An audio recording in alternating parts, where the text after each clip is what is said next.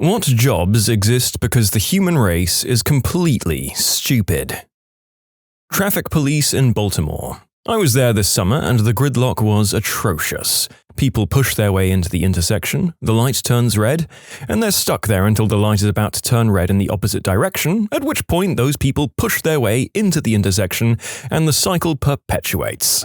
During rush hour, they have police standing in the intersections, not to direct traffic though, simply to hold their hands up when the light turns red so people don't push their way into the intersection. Basically, a human has to stand in traffic for hours just to tell the drivers what the lights mean. It was unbelievable. Oh god, this reminds me of Atlanta. They have highway signs that tell you how many people have died so far that year in traffic accidents, and it is obscene. It was something like just under 1,000 people so far this year in August. And yet, everyone still drives like they're the only person on the road, so screw it. Why not watch YouTube on my phone, swerve between lanes with no advance warning, and tailgate like I'm trying to drive through the other car? It's freaking terrifying, and I was only there for 3 days, and now I never want to go back. Ever. Just knowing that there are people who treat 5 lanes of traffic like it's a gosh darn go-kart track makes me want to hurl.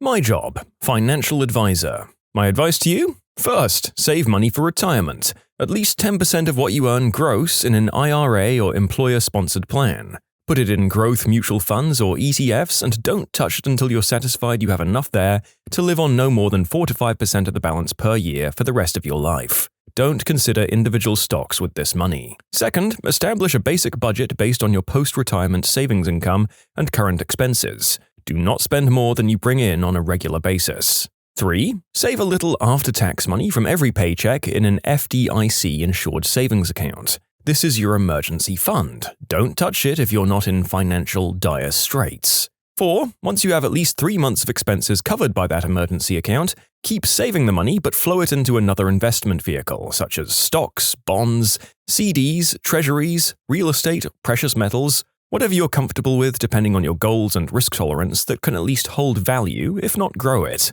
This is your savings for home, car, vacation, and other major purchases. With the possible exceptions of purchasing a home or borrowing for an education that will actually pay for itself, don't take on debt. Pay off your credit cards monthly. Pay your bills on time. If you can't follow all of the above steps, take a hard look at your lifestyle. Either find a way to earn more money, spend less money, or both. Second jobs are sometimes necessary. Many people just need to eat out less, go to bars less, drive a cheaper car, or downgrade their living situation. Don't give in to trying to impress others or looking good on social media. Just do you. Hopefully, the microphone didn't pick up the narrator rapidly scribbling and taking down notes on this commenter's points. Thanks for writing in. I really don't think about any of these things enough, and I really should. The guys who install rubber padding around telephone and light poles so when we walk and text, we don't break our noses walking straight into them. I work in an aquarium, and we have what I can best describe as floor guides, which are just staff that interact with people and share interesting info about the exhibits. Realistically, while that is part of the job, the main reason for these people being out there is to tell people to keep their hands out of the stingray and turtle tanks, because for some reason beyond my comprehension, people just don't naturally get this concept. At least once per day I hear, well, why can't I touch the stingrays? And so far, my all-time favorite outcome of that question was a kid who said, they have the word sting in their name. I've wanted to say that so many times, but I'm unable. And yes, I know that stingrays are relatively harmless and won't sting unless they're in fear of their lives and have no escape. They want to run away before all else and are actually quite friendly. That being said, it isn't that we don't trust the rays, we just don't trust the people. Also, we do have a touch tank with rays in it, but it's curated and the barbs on those rays are trimmed regularly as a further precaution. At my university, we have a person whose job is to stand by the garbage area and make sure people dispose of their trash appropriately. My school had a massive issue with recycling getting contaminated. It got so bad at one point that the company refused to take their recycling for a few months. They decided to redesign all of the bins to make it super clear what you can and can't recycle, and the recycling bins are always next to a trash can, so it's never more work to recycle. People still throw food and trash in the recycling bins and vice versa. On crowded nights, Disney Springs has employees working at crosswalks at the intersections from the overflow parking lots to tell people when they can cross. They're normal intersections that have lights telling you when you can cross. People just don't acknowledge them and will try to run across incoming traffic. Let's make a new ride. We'll call it Disney Springs Natural Selection Night. I met this one guy once. His job was putting dirt on potatoes. Somebody along the supply chain washed them pretty well by the time they got to the grocery store. People didn't trust the clean potatoes, so this guy had to put dirt back on them to make them more authentic. Somewhat related, continuously variable transmissions, or CVTs, are becoming more and more common in modern cars. CVTs have a virtually infinite number of gear ratios compared to the normal 5 to 7 speed automatics. In a normal automatic, you can feel the gear shift, but with a CVT, there are no shifts to feel as it smoothly moves between ratios. People complain that they think something's wrong when they notice there are no gear shifts. Because of this, engineers program the CVT to only use several specific ratios to recreate the feeling of the shift, defeating the purpose of the CVT. I'm a self-serve gas station attendant. Honestly, the only reason I'm here is to slap the emergency stop button if or when someone starts pumping gas outside their car or gas can. Oh, and to shut off the pumps when I leave. Did you ever have to tell a motorcycle gang member, it was a pagan in my case, legendary for their violence, that he couldn't smoke while pumping gas? I did. I thought long and hard about the wisdom of that and came to the conclusion that next time I was going to grab a bag of popcorn and watch the show from my booth in complete safety. The companies that get you out of timeshares. The worst part is that most of those are absolute scams as well. Broad answer to questions and comments I'm getting about this, though. Timeshares aren't scams for the most part. It's just a very different way of travel and doesn't work for everyone. Not all resales are bad. It just happens to be another industry that has more than its fair share of scammers. Be extremely cautious with resale and do your homework. My source? I worked in operations management for timeshare companies for about a decade. My husband is a labor and employment attorney for a massive company and gives monthly seminars to everyone there not to send pics of their naughty bits or make repeated unwanted advances on one another. And like clockwork, someone in that room does it within a couple of weeks. Tier 1 IT support. Did you try turning it off and on again? Sure you did. Could you blow into the cable to make sure there's no dust in the connect? Oh, the cable was loose? How surprising. Have a nice day. My mother gets hacked every day through her dial-up. She refuses to upgrade because the constant connection means the hackers can't hack her more, apparently. They make her Facebook run slow. Dial-up. And why does she think she's being hacked? Because things run slowly a lot. One look at her desktop tells me everything I need to know. Everything she interacts with ends up there. She constantly complains about slow startup. If it's not on the desktop, she can't find it. But my favorite part? She always tells people she's a programmer because she used to use DOS. Also, apparently she's a computer expert because she took one class 20 years ago. She is the embodiment of her generation's relationship to computers. I have a side gig doing data entry. I earn $25 an hour copying and pasting stuff from a web page into an Excel spreadsheet while doing some light formatting. To answer a few repeat questions, I know the employer personally, which led to me picking up this work. It's not a lot of hours per week, but the extra money is definitely useful. It's difficult finding this kind of work. You won't find it looking for job ads. You need to approach companies that you feel would have a need for this kind of service. And yes, you could potentially get Excel to do it automatically, but this is how you code yourself out of a job. You could learn to do it to make your job easier, but just be careful to never let anyone know, and if they get suspicious, lie your gosh damn butt off. Or take the opposite route, publicize your creation, put it on your resume, and use it to take the job of the dumb mother fricker before you who never thought to do it. IT Service Help Desk. My job exists because of stupid, and let me give you a pro tip about computers. Computers don't break because they don't do what you tell them to. Computers break because they do exactly what you tell them to. Although the narrator is generally on the side of the IT workers in this great debate, I will note that there are very occasional cases of just straight-up hardware failure or decline. But yes, generally people input commands and then get angry when the commands are followed to the letter with robotic precision. Psychic detectives, because why trust a professional detective to be intuitive?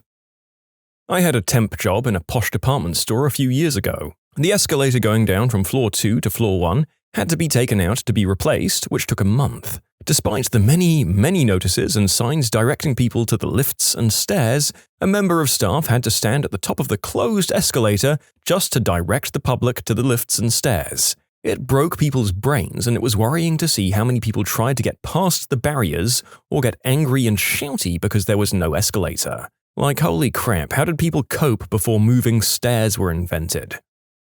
I read the title as "Do Jobs Exist Because the Human Race is Completely Stupid?" and I had a deeply existential moment where I considered becoming a hermit.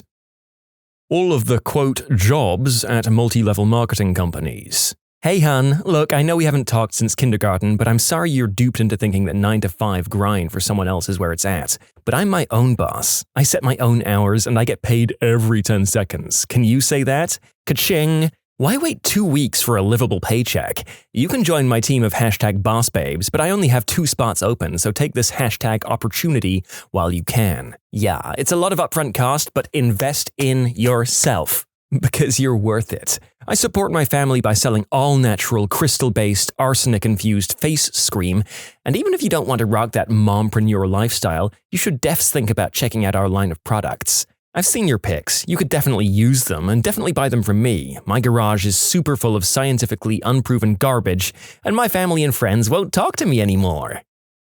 You can submit your own stories to be featured here on the channel. The story submission link is in the description below. And if you want to listen to some vibey music in the background, check out easymode, also linked below, and subscribe.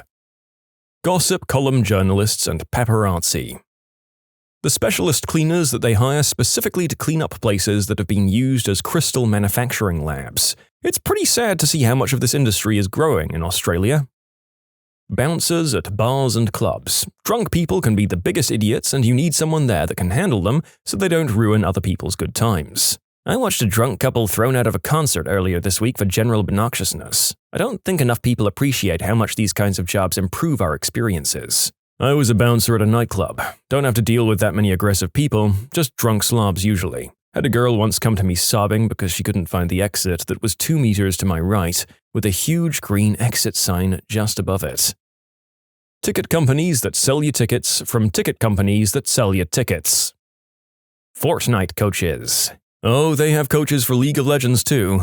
Oh, there were coaches for Halo 2 back in the day, and Halo 3. I remember seeing people ask for Microsoft points for an hour or 2 of coaching in Halo 3.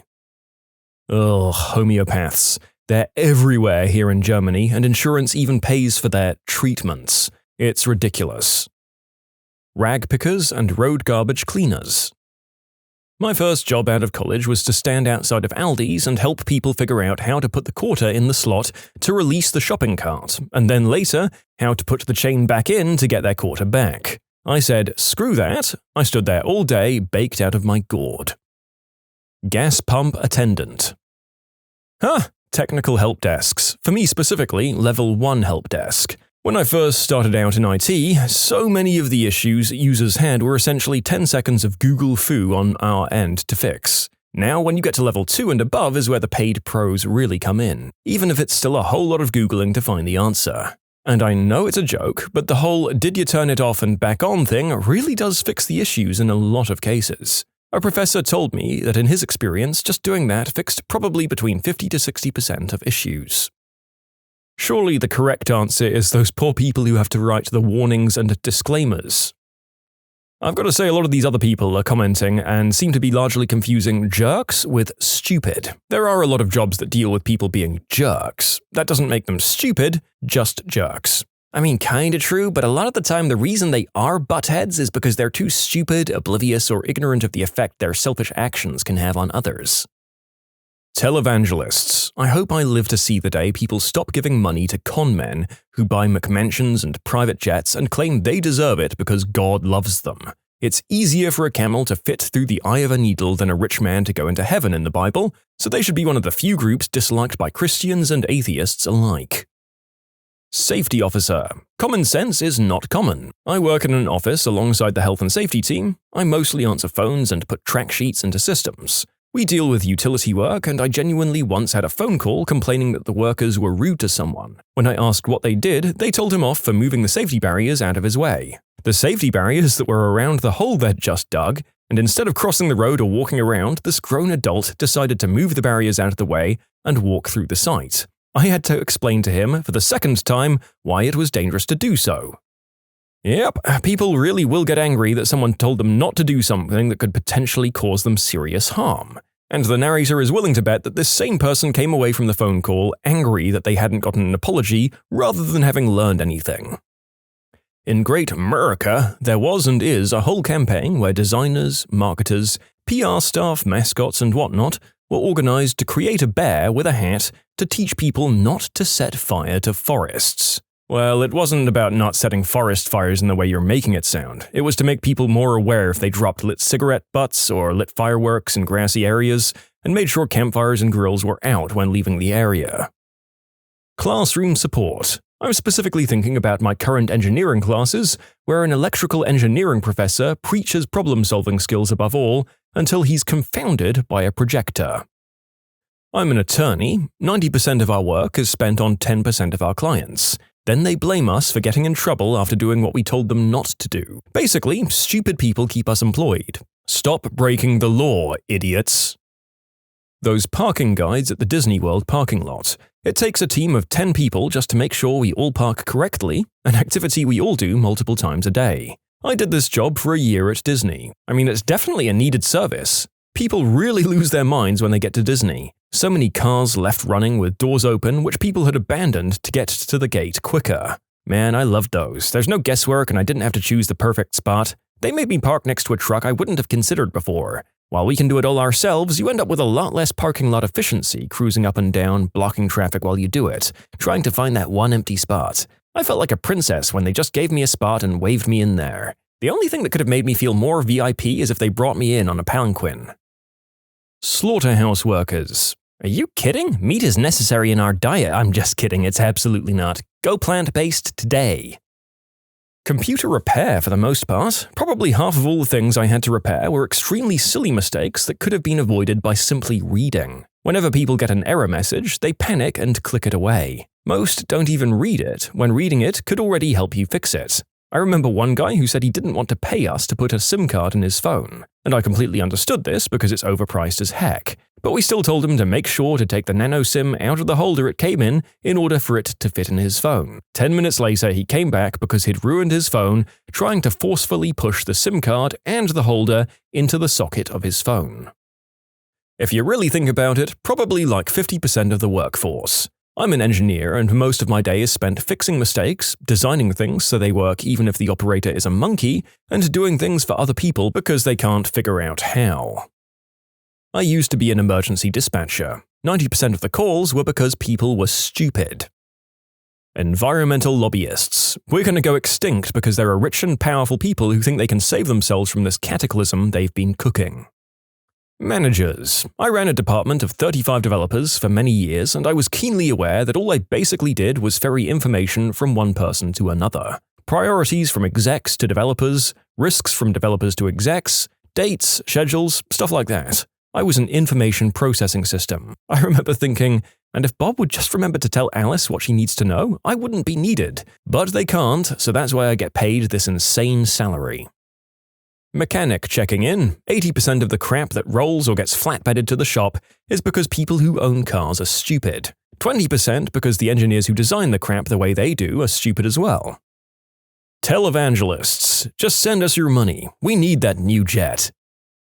As a doctor in the US, I'd say at least half of the diseases I see on a daily basis are due to stupid decision-making. In fact, probably 75% of the cardiac and 90% of the pulmonary flaws would probably be empty if people didn't smoke. And these days, it's becoming very common to see obesity hypoventilation syndrome, i.e. too fat to breathe.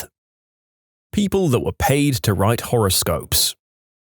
Okay, I have an answer that's legitimately related to us stupidly losing a valuable form of communication. I work in a music school as a piano accompanist. I play for a lot of kids' voice lessons who are training for a professional music career. But solidly half of them don't know how to read sheet music. So the other portion of my job involves making recordings of their sheet music for them so they have some kind of clue what the frick is going on. We rely on recordings for everything, so reading sheet music is a fast dying skill. This leaves those poor kids completely unprepared for the real world, where they'll not always have a pianist who can read their music for them. Many of them come back to visit us and say, "Wow, having pianists in undergrad to help us was really helpful." And I feel terrible that I'm basically a crutch to help them get through school.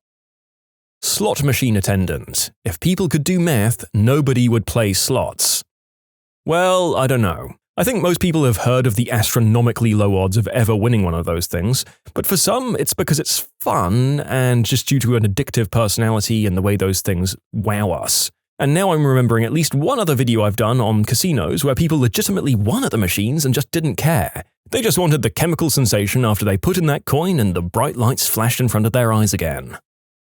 Have you ever heard of the position customer service representative? A better title is unappreciative business meat shield or perhaps ignorant customer chew toy. Now, some big businesses more or less make their customer service arm into basement-dwelling sub-lawyers who spout fine print policies nobody knows about, but invariably involve jerking you, the customer, over. That's not what I'm talking about. I'm talking about the companies who pay people to kindly smooth over issues and solve problems that don't really have a department that can provide an answer. Hint, that's all the problems. Let's look at the freight industry where I work. Freight is simple. We are picking things up, moving them somewhere, and setting them down. Where it gets stupid are the expectations of customers who don't really give a crap and just want their stuff right now. I remember when we were in the middle of a blizzard where our terminal was located and we were understaffed due to, a blizzard and people getting stuck on the road. Trucks were going off the road and being blown over. But never mind that. Where's my stuff? One of our customer service reps was calmly explaining, as other lines rung off the hook,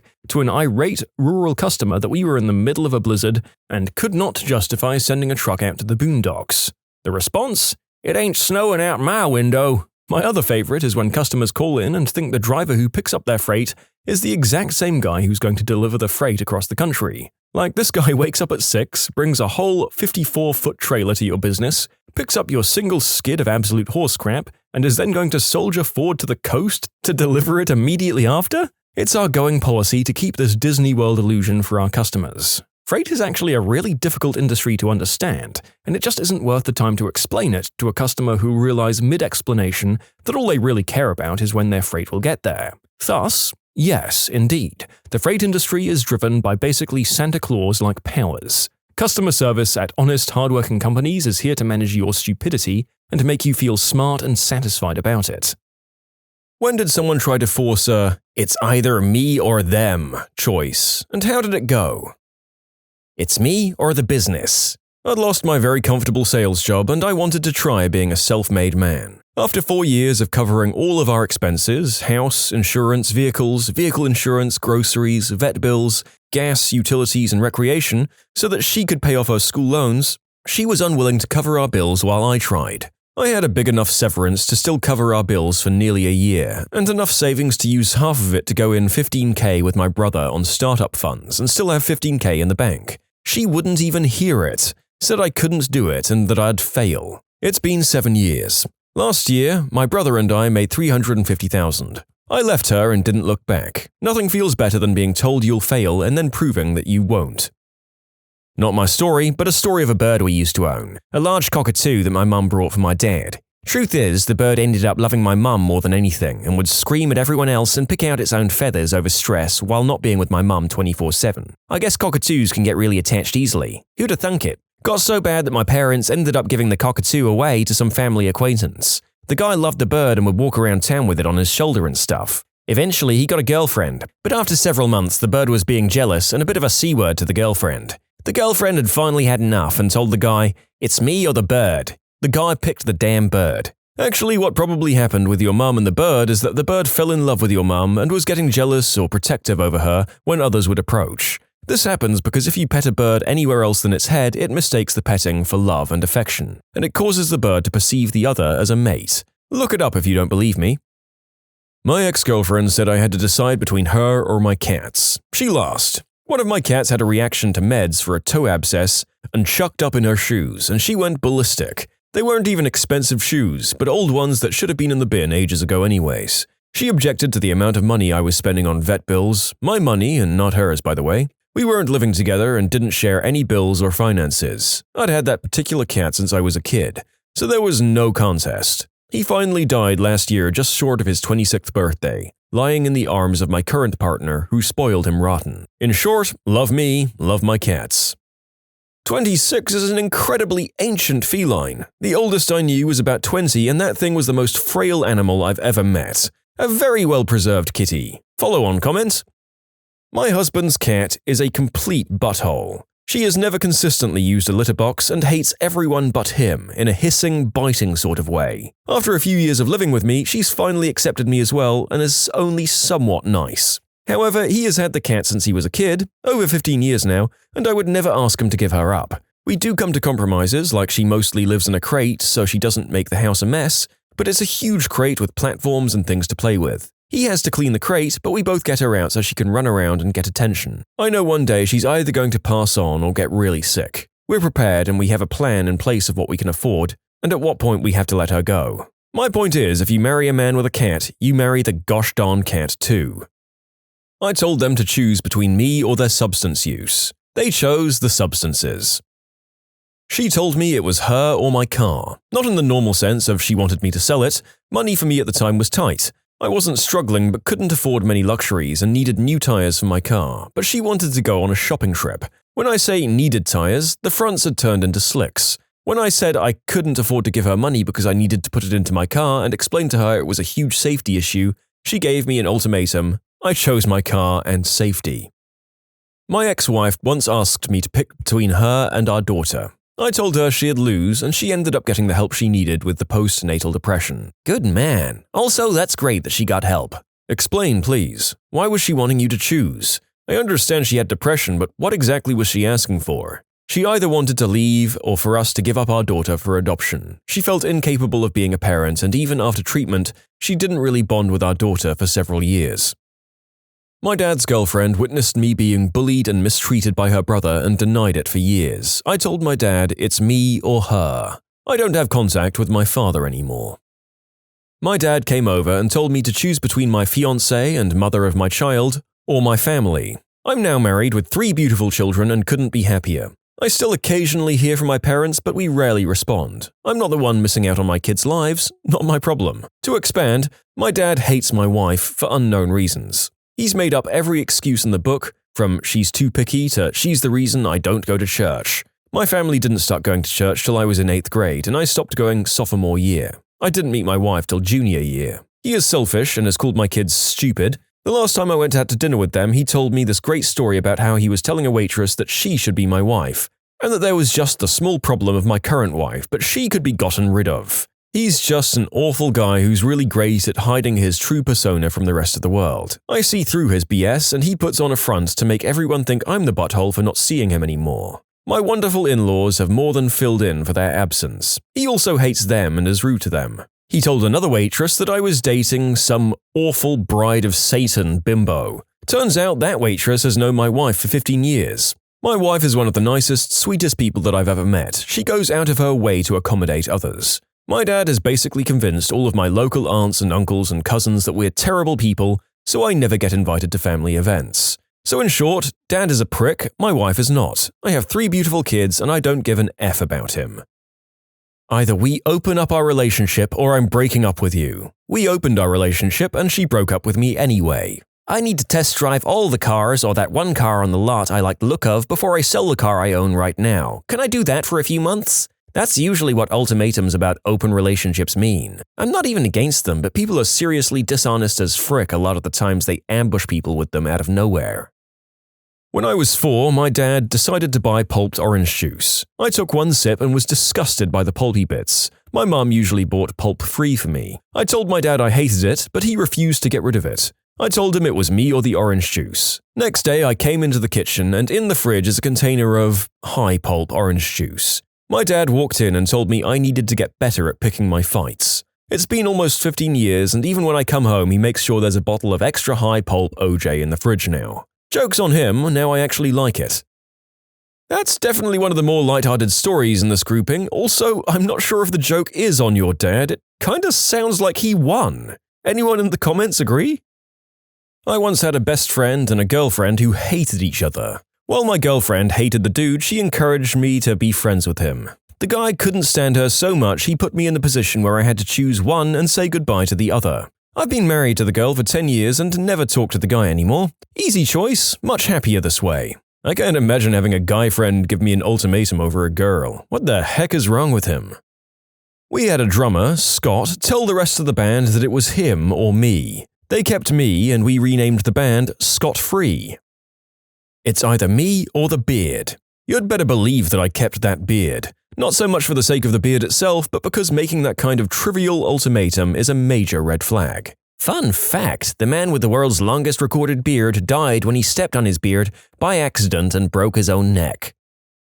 I've legitimately heard someone on my team break up with a girl during a game of Dota on voice. He was using open mic and she was like, "Get off that stupid game, take me out to dinner," in this horribly entitled voice. After about 10 minutes of him being calm and saying things like, "It's okay baby, just let me finish this game, I'll get punished if I leave," and her just not understanding, she issued an ultimatum. "If you don't turn off that game right now and take me out to dinner, I'm leaving." And he just typed in chat, "Pause please, need to break up with my girlfriend." And everyone lolled and he paused and the guy just went freaking ballistic, like, "This is my apartment, you stay here on my dime, I buy you all your food, I give you money to go shopping. You don't get to issue ultimatums to me when you don't have crap without me. Get the frick out of my apartment, this relationship is over." Then it was lots of her crying and yelling and bringing up all this crap he did wrong in the past, as if that was going to help, and eventually he just said, "Sorry, relationship's over, I don't care. Bring a truck and one of those D-bag bar guys you love to go home with so much to get your stuff tomorrow. See if any of them are willing to clothe, feed, house, and do the deed with you." And everyone on chat just went,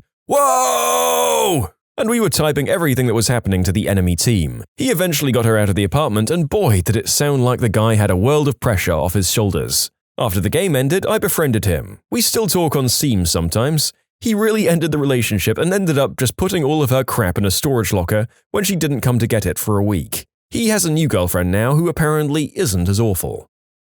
She made me choose to obey her every whim or she'd leave. Turns out it was a power play. I called her bluff. I chose life. My crazy girlfriend said I was obsessed with my GameCube and said she'd leave if I kept it in the games or sell it and she stays. Currently, I'm living a happy life with my GameCube, controllers, games, and my other consoles and games. I don't know what happened to her. Was her name Sega Saturn?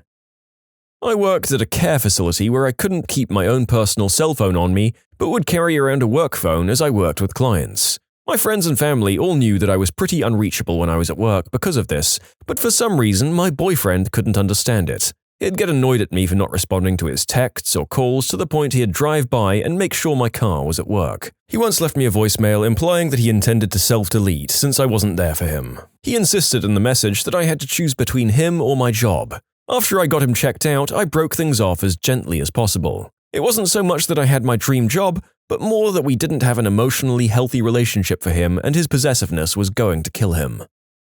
You can submit your own stories to be featured here on the channel. The story submission link is in the description below, and if you want to listen to some vibey music in the background, check out easymode, also linked below, and subscribe.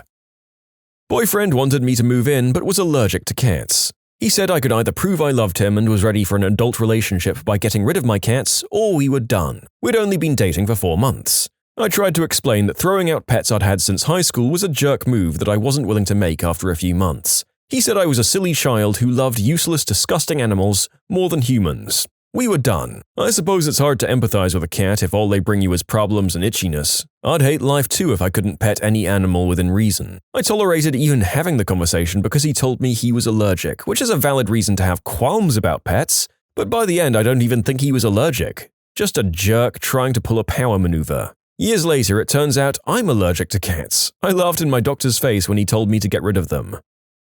A girlfriend once told me I had to become a Christian or we could break up. We broke up shortly after that. Yeah, she would have to be a terrific lay to make me want to lie to myself like that, and ironically, knowing that she was that good at doing the deed would raise questions about the degree of her faith to the religion I was joining. Paradox. When I was 16, I got home from school, early release from my last block. My father was upstairs, in my bed, drunk, bottle in hand, and passed out. He woke up, and calmly I asked him to get up and take a shower, or I'm out. He told me to go and F myself, and proceeded to drink while talking and arguing with himself over some alcoholic, delusional bullcrap. Completely forgot my presence. I packed some stuff and called my very dear childhood friend to come get me. Her and her mother helped me buy a Greyhound ticket to get out of state to my sister's. About 6-hour drive to the south, but a horrible 12-hour bus drive. I phoned my sister when I was an hour away, talked to my mum as she begged me to return. I emancipated shortly after and spent a year with my sister working and getting crap done. Only thing I regret is being the youngest while all my siblings moved out in a similar vein. I was the last resort for my dad's bullcrap. When I left, he focused on my mum. Things were always absolutely terrible for all of us, but since he no longer had a selection to choose from, the only person he could bully was her. She passed away 2 years ago from melanoma after a long, grueling few sick years stuck alone with him before moving out. I came back around and aided and took care of her during treatments and sickness until the day she passed. But still, man, I regretted leaving him alone to destroy her mentally and physically. Double-edged sword, I guess. Glad I left to save myself from that situation, but I still can't forgive myself for letting her go through that alone. One of my best friends said if you end up with her, we're done. He didn't like my girlfriend, and that was his good right. But try to force my hand and you'll have another thing coming to you. I've done that to my best friend. I'm talking best friends since diapers, like a brother to me. He was starting things up with this girl who had a reputation, substance problems, restraining orders, stealing from everyone around her, that sort of crap. I told him that if he was going to trust me on anything, it had to be this. Luckily, he chose me. She's now in jail for trying to kill one of her boyfriends. Not me, but my husband. His ex-fiancée is allergic to dogs and refuses to take medications her doctor suggested. She told him, "It's me or the dog." His dog is his number one love. He chose the dog. I'm really happy because then we met and I love dogs. So it's us, our 2 dogs and 2 kids, living happily ever after. College roommates agreed I could get a cat and then they changed their minds. The cat was behaved and used her litter box. They didn't give a reason but said she had to go. I moved out. It's either me or your dogs. I chose my pups. No regrets. My ex-boyfriend said it was him or my dog. He refused to move into my place if he was living there too. I chose my dog. He was potty trained and overall a good dog, but he didn't like my boyfriend and therefore my boyfriend didn't like him. My mum gave my biological dad's mum the ultimatum of either going to rehab and getting clean so she could see me when I was born or choose her smack. Needless to say, I have no relationship with my dad or his mum. Some guy I was seeing told me I wasn't ladylike enough. He said I swore too much, announced when I had to pee, called him dude, and generally acted like a guy. I guess he wanted me to change, but I dumped him instead. I met a chick that acts just like you. 10 out of 10 would marry again. Well, crap. Find me a man who thinks like you. There are dozens of us. Literally dozens. I gave my former boss an ultimatum once. I could either have a vacay or I'd turn in my keys. I hadn't had a single day off in over a year and worked nights, weekends, and holidays. I got the vacay. I pulled that once. My grandmother offered to pay for a trip to Europe to make up for past offenses. Never missed a single day of work. Was never late, always worked overtime. Hadn't even asked for a raise in 2 years. The plant was going to be shut down for a week and a half during Christmas, and I wanted an extra week and a half after that break, unpaid of course. I asked for that in August. He delayed until October when I said I was going and just needed to know if I'd have a job when I got back. I had a job when I got back. Not me, but a mate and I were playing Warhammer 40k. His girlfriend was there being bored, they wandered off and she gave him the ultimatum. It's either 40k or her. He came back in and she didn't. What is a mere mortal woman compared to the glory of serving the God Emperor of mankind? I can kind of get this actually. At this point, I have such a critical mass of wargaming miniatures and terrain that giving up my hobbies means losing or at least selling literal thousands of dollars worth of stuff. Regardless of whether she was worth it, it's just such a hassle to give a major hobby that you've had for years up. Also, who would force me to give up something that brings me so much joy? I've had 2 superiors tell me that if my wife ever told me to choose between the military and her, pick the military. You being home more often will aggravate the problems you have, not fix them. Source? They're both divorced now. I've always stood by, if you're the one that makes me choose, then you're the one that goes. I told my best friend she could either hang out with her new friend or me, but she couldn't do both. Her new friend was a mentally unstable former roommate of mine who attacked and threatened everyone in that apartment with a knife before being committed to hospital for several months. As soon as she was released, she came back to school, found me and my friend, and became fixated on spending time with my friends and going to the school clubs that I went to. My best friend told me that anyone who dared give her an ultimatum like that didn't deserve to be in her life. I just shrugged and explained that her new buddy put me in therapy and I was considering a restraining order. I was sorry, but I wasn't willing to allow that girl back to my life. She threw a fit about how dare I say something so manipulative. She spent the next week trying to trick or force me into going to social events where both of them would be. I went no contact with both of them. A year later, my former best friend tracked me down to apologize that she didn't know how crazy and mean my old roommate could be. She wanted to patch up our friendship, but by that point I didn't trust her anymore. That's pretty lethal to any relationship. A few years back, my mother said if I continued dating my girlfriend, it was proof I hated her. I guess I must secretly hate my mum because I ended up staying with my girlfriend, now wife, who is a saint and is literally loved by everyone else in my life. I didn't mention that my mother has severe issues, but perhaps you could figure that out. Needless to say, I don't come around very often. I was at this party a couple of years ago in the backyard in the city, and everyone got quite wasted. We were out on the street as well. When this group of kids, 10 to 12 years of age, came up and threw water balloons, yeah, I know, at us, and some of those that didn't explode we threw back at them, which obviously made them mad. An hour or so later, I came into the backyard from the toilet downstairs when I saw almost everyone from the party gathered up, and then one of the big brothers to these kids, around 25 years old, we were 16, had his hand on this girl's face and was pushing her up against a wall. And obviously, I wasn't just going to stand around doing nothing, so I pushed the guy away, and as he started to leave, he flew back and threw a forceful punch right at my face. So I went out for a few seconds and stumbled back. I had this liquor bottle in my hand. All I could think of was smashing it against that fricking idiot's head. And I started approaching him when my crying girlfriend, who witnessed everything, came up and blocked me, and obviously, as drunk and mad as I was, I kept saying that I wanted to smash him with that fricking bottle, and that's when she said it was either her or the fight. And obviously, I knew she said it to keep me out of trouble, and I loved her, so I picked the first. I had a friend who was saving me, even though she had a boyfriend, and chasing off girls who showed any interest. I started dating someone without telling her, and was given the choice between her, my at the time best friend, and my new girlfriend. Needless to say, choosing my girlfriend was the best decision of my life. We're still dating 4 years later and are as happy as an oyster. I have one real hobby, a live-action RP, full-contact boffer sport called AmITheA. Every weekend, about 40 or 50 of my friends and I get together and hit nerds with sticks. AmITheA was my only social interaction and is a damn good workout to boot. The girlfriend got jealous of me skipping out for 5 hours every Sunday. "I don't think there's room in your life for AmITheA and me," she said. "Oh, honey, I don't think you're going to like where this conversation is heading." What was the strangest way you've seen someone quit?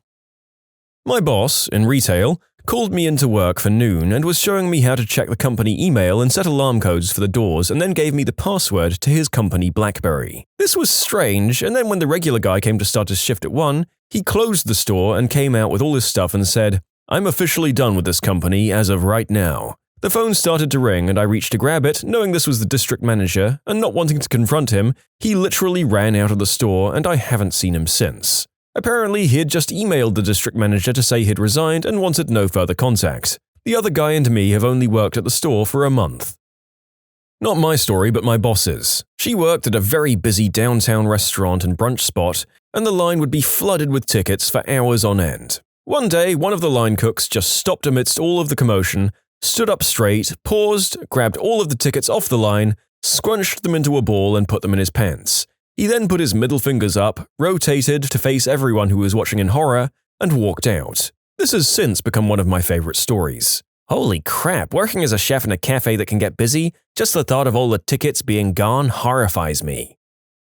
I used to work at a fast food place in a small town. We had the run-of-the-mill, "so-and-so was arrested, guess he's not working here anymore," happen more times than I could count. But the best was when someone didn't show up for his shift. The manager calls his phone and he doesn't answer. It goes to voicemail. He changed his greeting to the following: "F you, I quit." Talking about co-workers arrested, back in the 80s I was working midnights. We had a co-worker turn to us at shift's end and tell us, "It's been a pleasure working with you," turn and walk away. When we called after him asking if he'd quit, he said, "Not exactly," and went out the door. We asked the boss what was up and he had no idea. That evening he was on the news for robbing a bank and then being caught minutes later strolling down the street with the money. Turns out he had acquired immunodeficiency syndrome. And back then, most treatments were experimental. The company insurance didn't cover treatment, but he had read that people in prison were getting treatment for that disease, so he did what he felt he had to do.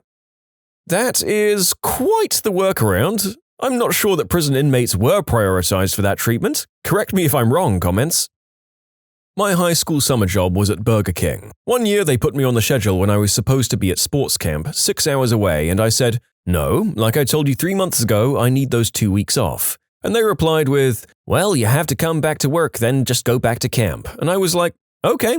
So I drove back home and quit. When I got home, there was a manager on the phone for me saying that they have a no quitting policy. I was like, "Okay, well, I quit, so…" followed by awkward silence. Then she hung up on me. We walked a guy we'd fired down to security, and he hugged the old security guard for like 10 minutes in silence. I was once giving a course at a company HQ in a room overlooking the front door. I was just explaining company law for engineers when the entire IT department left the building with their belongings in black plastic bin bags. Since it was IT department, maybe they were outsourced? My first IT job out of college was in a large call center for a large bank. I worked there less than 2 months and wasn't even done with their training program when they took me and the other 15 people that were training with me into a room and said, "We don't need you anymore." So security escorted all of us at once to the door.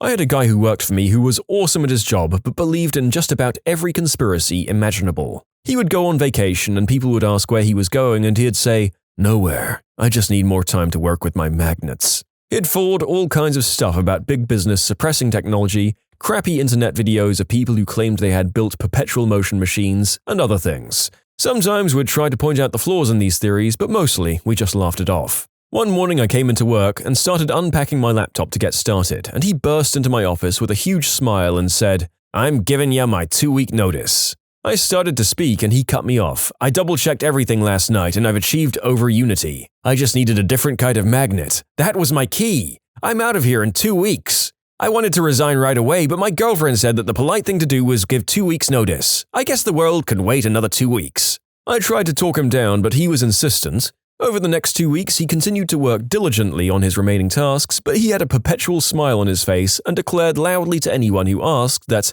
"I've solved the world's energy problems," and that, "This is a revolutionary game changer." Someone joked that something this radical might put his life in danger, and he responded, "I've taken steps to ensure that if anything happens to me, my invention will still get out to the general public." His last day was almost identical to anyone else's last day at the company they resigned from, only he acted like the happiest person in existence. 3 months later, I got an email from him that was entirely in lowercase letters and looked like it was written by a completely different person. It was something like, "Hi, I was wondering if my position had been filled. If not, I was wondering if I could have it back. There's something wrong with my device. I think it's the magnets, and I don't have enough money right now to fix it. I need a job, thanks." His position had been filled. I tried going through finance to get another position opened, because all crazy aside, he was good at this job. But the vice president of development shot it down when it came to him in the approval chain, because he didn't want employees to think they could leave and still have a job to come back to whenever they wanted. This was at a restaurant. The general manager of the place was fired for being a scumbag, pervert, moron. After he was escorted to his car, he drove back to the front of the restaurant, got out, ran to the grassy area and started pulling up handfuls of grass and throwing them at the windows, whilst screaming like a burnt child. I used to manage the tech support side of a call center for an ISP. I had one tech come in and put a 6-pack of beer on my desk and said, "That's that," and walk out crying. Crying? I usually only do that on my way into work. I do it at work, for efficiency's sake. My supervisor used to tell everyone at my last job they were easily replaceable. He was a former military guy and he tried to run the place military style. He'd threaten people, break stuff, and make unreasonable demands. So one day I found a new job and just quit without notice. He got a hold of my number and the next day he called me and yelled at me for being unprofessional. He said I owed him 2 weeks. I told him I'm easily replaceable and he should have no problem finding a replacement, and then I hung up. I should also mention that job had the bare minimum amount of employees to run the place. If someone called out, we'd all have to work at least 2 hours overtime to make up for it. If anyone took a week vacation, it was a nightmare. My quitting like that set the place back a few months until they hired and trained a new guy to replace me. Yeah, there's a difference between a rifle grunt and a specialist. I'm guessing the supervisor was probably in the front-line infantry to have gotten that idea. It's a long story, but our manager wrote up me, my friend, and literally everyone else who had worked that day because she thought someone stole $20 from her. My friend and I decided to quit because I'm not going to sign a write-up when I did nothing wrong and she's too stupid to lock her stuff up. I took the paper, simply wrote "I quit" and handed it back to her. I looked at my friend and he looks right at her, just staring at her. Then he slowly crumples up the write-up, puts it in his mouth and starts chewing, just staring at her. He turns around, walks to his car, and drives away, still the whole time with the paper in his mouth. It was glorious. I had a friend who worked as a night baker. One night they wrote him up for being disorderly. They were sitting down at one of the tables in the dining area and they slide him the paper. He threw the paper in the air and shouted, "Nope," and then just went back to baking. They didn't fire him and he didn't quit. I don't know how he got away with it. I ran away after quitting. I was hired by a competing company, put in my 2 weeks, and the boss got suspicious. He came by my desk and told me to follow him into his office to sign a non-competition form, basically saying that after I left there I couldn't work for the competition for 6 months. I was crapping my pants as I got up to follow him. At that exact moment, the phone rang. I picked it up and told him I'd be there in 5 minutes. I finished up the phone call, grabbed my stuff, and hauled it out the back door. They eventually did find out that I went to work for the competition and sent me an email saying, "Congrats on the new job. I'll have to stop by for a visit one of these days." Why would anyone sign something like that? If they didn't make you do it when you were hired, why would you do it when you're about to quit? What are they going to do? Fire you? After you've quit? I don't understand the scenario at all. I worked my way up from someone with no responsibility to running a department. Along the way, no one thought to make me sign one. The main reason I went looking for a new job was because they were doing mass layoffs. After they tried to fire my buddy, they asked him to sign one, which he then informed them was illegal and told them to go F themselves. This happened at the casino my friend worked at. She's standing there dealing blackjack, normal day.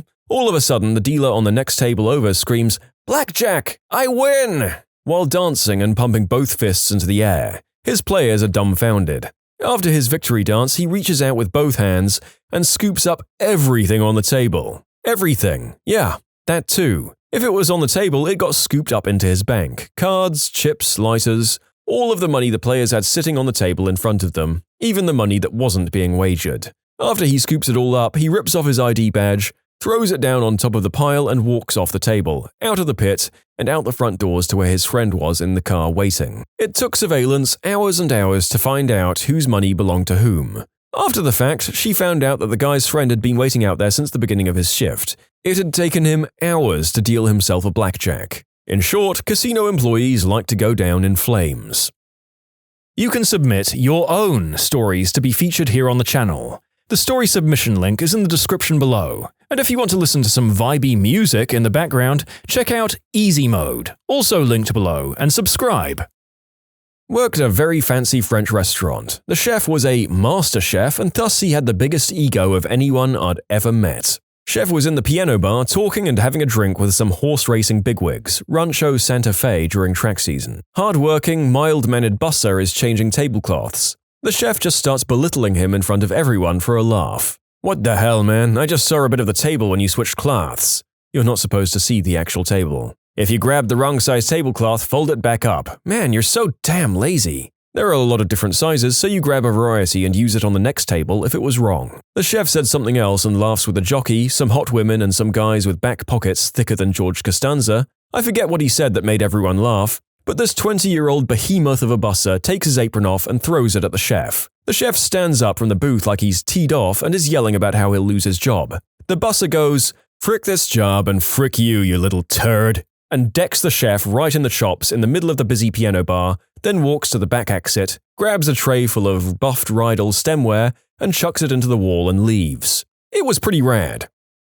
A terrible ex-coworker, Crazy K, told everyone except his boss that it was his last day. His boss, a real nice guy, eventually heard what was going on and walked over to him and asked if it were true. Crazy K simply said, "Yep," and stood up and walked out. This guy had serious white snow problems. Not sure where he is now, but I kinda miss the shenanigans, and I hope he's found help. Other stories include continually complaining about being underpaid. He was making 6 figures, which is above average for the position and skill level experience. To illustrate his poorness, he would loudly count coins at his desk by dumping handfuls onto it and sliding them one by one into his hand. This was performed multiple times daily. It was the best for the company, but Crazy K was my primary source of entertainment at work. He would bring girlfriends, very trashy-looking working girls, to our upscale holiday parties. He got 2 of them pregnant, proposed to both, they each took the ring and ran off to southern states and sued him for child support. One of the previously mentioned working ladies at a holiday party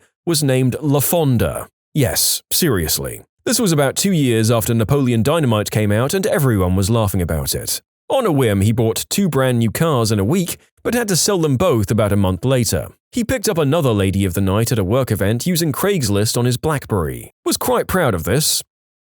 I mean, I've had this kind of coworker without the overt wealth. They're very entertaining, if nothing else. I'd planned to quit a job once, and it just didn't take.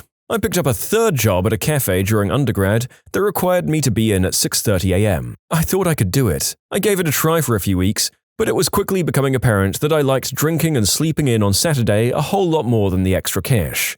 Anyway, I woke up hungover in a beautiful girl's bed and decided, screw it, I'm not going in, and went back to bed. I know, I should have called, but I was 20 and working 2 other jobs in addition to taking courses full-time.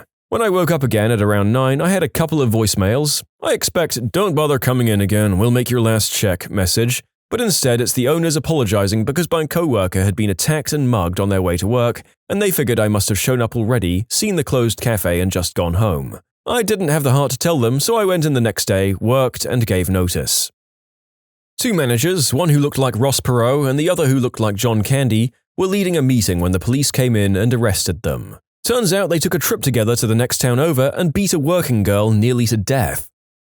Worked in a supermarket as a cashier when I was in high school. A few of my good chums also worked there as well. Cue the crazy lady who goes to my friend who's having a rough day to begin with at the register behind me, puts all of her crap up and he rings her up. She notices a lobster has somehow gone missing and accuses my friend of stealing it. Then he says, "Lady, are you kidding me? Why would I take a lobster?" She then proceeded to yell at him and demands compensation in some form. He's had enough and yells, "F this crap, I'm out. Lady, F you and your lobster." He proceeded to walk out of the store and punches a hole in the wall, knocking a display shelf over as he exits, with her wide-eyed and a silent store behind him. Turns out her lobster was left at the seafood counter. I had to fire an employee after I caught her sleeping in her cubicle multiple times, and then telling me that asking her to assist in other areas when we were slow was not her job. Her mum came in afterwards and came storming into my office in a huff. Picture this: a 40-year-old black woman in pretty good shape in skin-tight leopard leggings with gigantic gold high heels on, oversized sunglasses and cornrows in her hair, screaming at me, "You're just a fricking racist. I'm gonna send my lawyer at you and he's going to sue your butt. We got racial discrimination suit on our hands." I looked at her the whole time and never said a fricking word. After which she stormed out of the building screaming, "You're all a bunch of fricking racist N-words in here." My first job out of college was at a medium-sized company with a small IT staff. There were just 6 of us programmers until we hired the new guy. We were using this obscure language which you couldn't really hire for without paying through the nose, so they decided to do on-the-job training for this. So the new guy was a little older than me but had no experience outside of teaching. He was nice, sort of quiet and a bit quirky. The only personal thing he kept on his desk was this plastic goat. I didn't have anything on my personal desk either, so I didn't really think anything of it. Sometimes he would play with it a little, but it mostly just sat on one spot in his desk. Everyone needs some sort of stress relief, I suppose. A few weeks go by and the new guy seems to be picking up the language fair enough. He had coded a couple of screens, albeit with a little help. One Monday comes up and he doesn't show at the office. Our boss calls him and says you can't just not show up without calling. Not a big deal to me, I mean things come up, it was just a little unprofessional. The next morning I get into the office super early, which is unlike me since I'm such a late riser. He rolls in around his normal time and is surprised to see me, but I figure it's because he likes the quiet morning. We're there working for a couple of hours and the whole time he's fiddling with the goat in his hand. Mid-morning he gets up out of his chair and leaves our little room. An hour goes by and I figure out he isn't around for lunch, which we all used to do as a group. I figure he must have had something to do. Well, he doesn't show up after lunch. The next day, no call, no show. A weekend passes and still he doesn't show and he hadn't returned any calls. So my boss had to call the police to do a health check on him. He literally sends an email saying he wouldn't be back. We all look at each other thinking, who in the world quits like that? Was this a spur of the moment or premeditated thing? We look at his desk and realize his little plastic goat is gone. He must have come in that morning to grab it, but was surprised by me into staying for a bit to cover it up or something. He hadn't done anything malicious to the code, he just wanted his goat. A guy I knew got an email for a meeting in the boss's office. Figuring he was screwed, he starts just destroying computer equipment, just messing stuff up like crazy. So he goes into the office, sits down, and the boss tells him he needs to go to a conference someplace and it'd be all paid for by the company. He didn't get to go to the conference. My previous company was so awful that we'd get new employees sometimes that would get the vibe very quickly and quit within the first few days. But the classic was the guy who never came back from his lunch break on the first day. Within his group in our company, his name, Greg, became a verb meaning to quit at lunch and never come back. So occasionally you'd hear a frustrated employee saying, "That's it, I'm doing a Greg." I wonder if my name is used for its infamy to imply any activity in a circle I'm unaware of. I just kinda love that Greg probably has no idea that he left such a legacy in a workplace he didn't even spend a full day in. I have two stories, one normal and the other not so normal. The first was a bus guy at Red Lobster that had had enough on a Friday night. He was in the middle of cleaning a table. Nobody was talking to him, nobody was yelling, and nobody had had any confrontation with him all night. Suddenly, he stood up and yelled, "F this place," took off his apron, threw it across the room, and walked out the door. Never saw him again. The weird one was a guy at a place I worked where we had unlimited internet access. A lot of people would Facebook or whatever. Turns out this guy was trolling chat rooms for underage girls. He left for lunch to meet one at a mall, and it wasn't a young girl but a bunch of cops. They took him and then came and took the computer he worked on. My ex-girlfriend used to be a pizza delivery driver for the chain pizzeria. One day her boss was giving her guff and she said she quit. The manager said she needed to bring her uniform in. She promptly took off her shirt, threw it at him, she was wearing underclothes, and then walked out, through a restaurant full of families and customers. I worked at a bowling alley and me and another guy did all the legwork for the bar, bringing out the food, collecting bear cups, delivering the beer, among other things. The old lady bartender never split a dime with us. She hoarded all of the tips despite only filling the cups. We didn't like it, so I mentioned it to the manager girl on duty. She wasn't a very good manager and couldn't handle situations. Her big solution was, "If you don't like it, take off your shirt." So without really batting an eye, I took off my shirt, put it on the table, and walked out. A few days later, the person above her called me in to apologize, give me my last paycheck, and offered to let me stick around. I didn't, but as a nice consolation, I learned they started paying the other guy doing the same work a little extra, and he started making a portion of the tips. Screw that greedy old banshee, though. After 25 years as an executive with a fairly large corporation, I threw the keys to my company car and my company credit card on the CEO's desk and walked home. Started my own business 4 months later and just retired after 19 successful and blissful years. My friend quit his job at a corner store by just walking out and never coming back. Before he left, he stashed an open gallon of milk on top of the radiator that hung from the ceiling. What are the strangest things you've overheard while chauffeuring the rich? Billy Bob Thornton was doing radio press for a movie about to come out, meaning he had to stop by 6 or 7 radio stations for interviews. He wanted to have a cigarette in the vehicle on the way to the next interview, but I had to let him know that our company has a no-smoking policy in our vehicles. He asked me to call the owner to make an exception, but the owner said no, and it's a $250 cleaning fee if he smoked in the vehicle. He asked to stop by a bank. Came out and handed me $5 grand in cash and said, "Here's for the whole goddamn pack." He smoked in the car for the rest of the trip. Later, I got up the nerve to ask him if that's the most expensive pack of cigarettes he'd ever smoked. All he said was, "Not even close." Never explained it further. I think about him often. Picked up a wedding party. Bride, bridesmaid, and bride's boyfriend who was paying for the wedding. They had a magnum of champagne and we drove around for quite some time while they snorted white snow in the back. They were using rolled-up 50s and 20s, then tossing them to me in the front seat as tip money. I dutifully brushed off each bill and added them to my wallet, pretending not to know what was going on. The couple argued off and on about showing up to the wedding. Apparently, she felt weird about getting married and he was trying to convince her it was a good idea. Finally dropped them off at the church and he slipped me a matchbook with his name and number written on it. Yeah, it was the late 80s and I was a young woman, one of the only female limo drivers at the time in that city. I scored a sweet leather jacket with the tips from that night. So many weird stories. And to clarify, the bride's boyfriend and the groom were not the same person. A chauffeur I knew ended up driving around some big stars. He was a big guy, like 6'8" and super muscular. His best story was when he was driving around a few WWE, or WWF back then, stars, and they awkwardly asked him not to get out and open the door for them because he'd make them look smaller. I'd totally believe this. The WWE had an on-air personality named Tom Phillips that was like 6 foot. In order to make the wrestlers seem bigger when he was interviewing them, they always had him sitting down, or if they were standing, they were framed from the waist up to hide the fact that Tom was standing with his feet spread out. And this is why the narrator only goes out to the clubs with a squad of short kings. I'm going to digress slightly from the topic to bring up another story that was written to us, not about people in limos, but their close cousins, people who go to country clubs. I once worked at a really exclusive club in Massachusetts, the kind you have to be born into or have generational wealth to be voted into membership by the board. Drew Barrymore was a frequent guest, and there was always a lot of tension between her and her ex, who always came with his extremely young new girlfriend and wife. She wasn't super friendly, no one was supposed to acknowledge they recognized her, and seemed constantly stressed. I felt kind of bad for her. Didn't seem like a fun life. Mitt Romney, Morgan Freeman, and a bunch of big-time athletes were also frequent guests. Someone got married at our club and spent over $2 million on the wedding. They flew out the event planners for Coachella to design every aspect of the wedding. It was a spectacular one and one of the most fun nights I've ever had. However, at the end of the night, the front desk saw the groom go home with one of the bridesmaids instead of the bride. I helped set up and cater this one member's garden party, a casual affair for them that must have cost tens of thousands.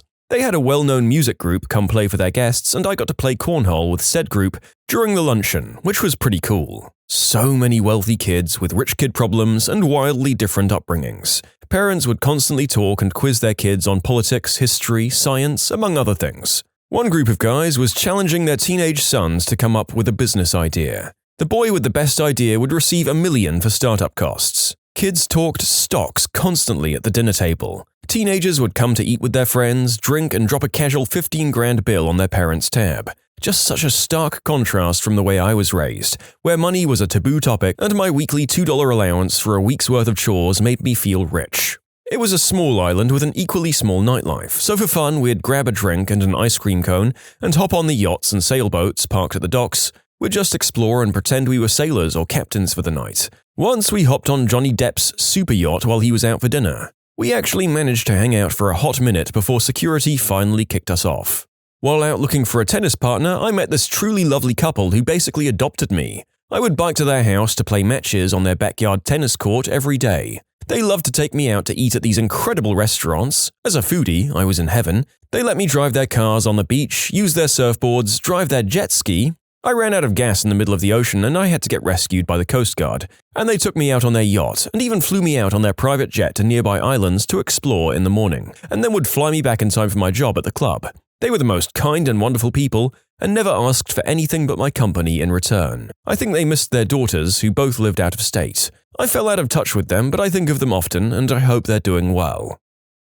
A friend of mine worked for an upscale concierge chauffeur service. His most memorable moment came when he lost Marie Osmond. Fairly simple gig, go to the airport and pick up Marie Osmond, who was to be the featured entertainer at a private event. The plane comes in, he meets her, and she has a carry-on bag, but her checked suitcase containing her stage dresses and makeup was missing. She was unflappable though, asks to be taken to the nearest upscale mall. He does as instructed. She goes into a large upscale department store, selects 2 long sequined cocktail dresses, and goes to the fitting room to try them out, without him of course. Unfortunately, there are 2 entrances and exits to the fitting room, and Marie Osmond exits out through the other side and can't find my chauffeur buddy, who is waiting patiently on the side she'd entered. 20 minutes passes. He thinks something has gone wrong, so he grabs a female manager and asks her to go into the fitting rooms and ask for Marie Osmond. The manager thinks she's being pranked and declines. Chauffeur buddy is in mini panic mode, running wildly around the store, asking random customers,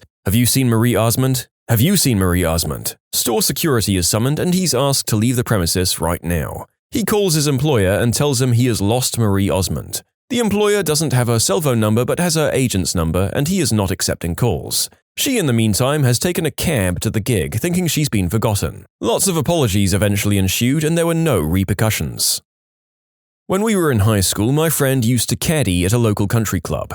One guy really liked him and asked if he'd be willing to drive him around while he went out partying. This was like 2003 and in a pretty rural area. My friend agreed. He picked the guy up at like 8 p.m. Right off the bat, the guy handed him $200. He went to a bar for a little bit and my friend sat in the car. The guy came out, handed him like another $200 and told him he had to visit his friend real quick. He went and got a bunch of white snow. They went to another bar, he handed my friend another $100 and told him to look out the window and turn up the radio. He then blew several lines. He came out a couple of hours later with a girl. He was married with kids by the way, and handed my friend another $200 and they went back to her house.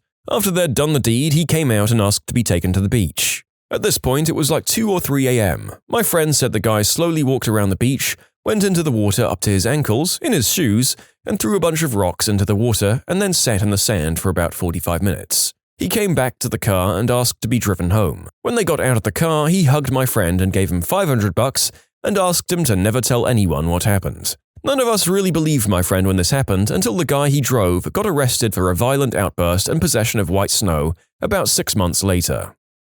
You know, as weird and haunting as this event was, $1,300 for a day's work is something that I would literally have brought a new car in order to do when I was in university. A buddy of mine ended up picking up a Netflix producer while doing Uber. He said they had a great conversation as he brought him to his hotel. The producer invited him up for a drink, and since my friend was a film student, he thought it'd be a good idea to try and get some good networking in. They hung out for about an hour when he asked my friend if he knew of any massage places with happy endings. He didn't, but the guy paid him $500 to bring him to the closest massage place, which was only a few miles out. Upon dropping him off, he gave my buddy a card and said, "There's a big party and festival I'm hosting. That's your ticket in. I'll let you know if I get that happy ending." He got that happy ending. Not a chauffeur, but this happened because of a lack of one. Basically, a guy I used to know back when we were teenagers, 17 years old, had a lot of money. We just never knew how much until I was invited to go on holiday with him and some other friends. All expenses paid, of course.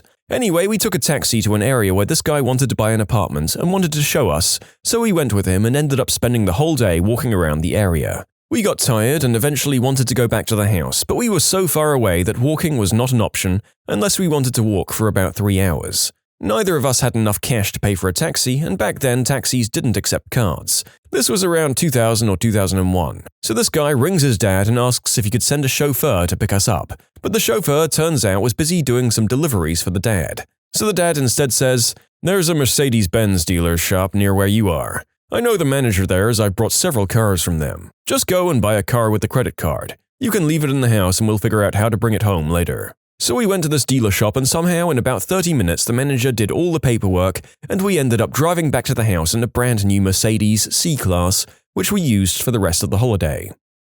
Mine isn't something that was overheard, but something that happened. At least I hope nobody could hear it. A friend of mine who worked in music was in a limo with Robin Thicke and a load of dancers and models driving around London. We're all just chatting, and out of nowhere, Robin Thicke just starts going south of the border on one of the models. There was an awkward split-second silence, and then everyone just carried on and ignored it. Holy crap, I have a Robin Thicke story too. One of the administrative assistants at my work went to Vegas and met Robin Thicke there. He asked her at the bar if she wanted to come back to his room. When she said sure, he whipped out an NDA to have her sign. The guy cheated on his wife so much that he had paperwork drawn up so women couldn't tell on him. You can submit your own stories to be featured here on the channel. The story submission link is in the description below. And if you want to listen to some vibey music in the background, check out easymode, also linked below, and subscribe.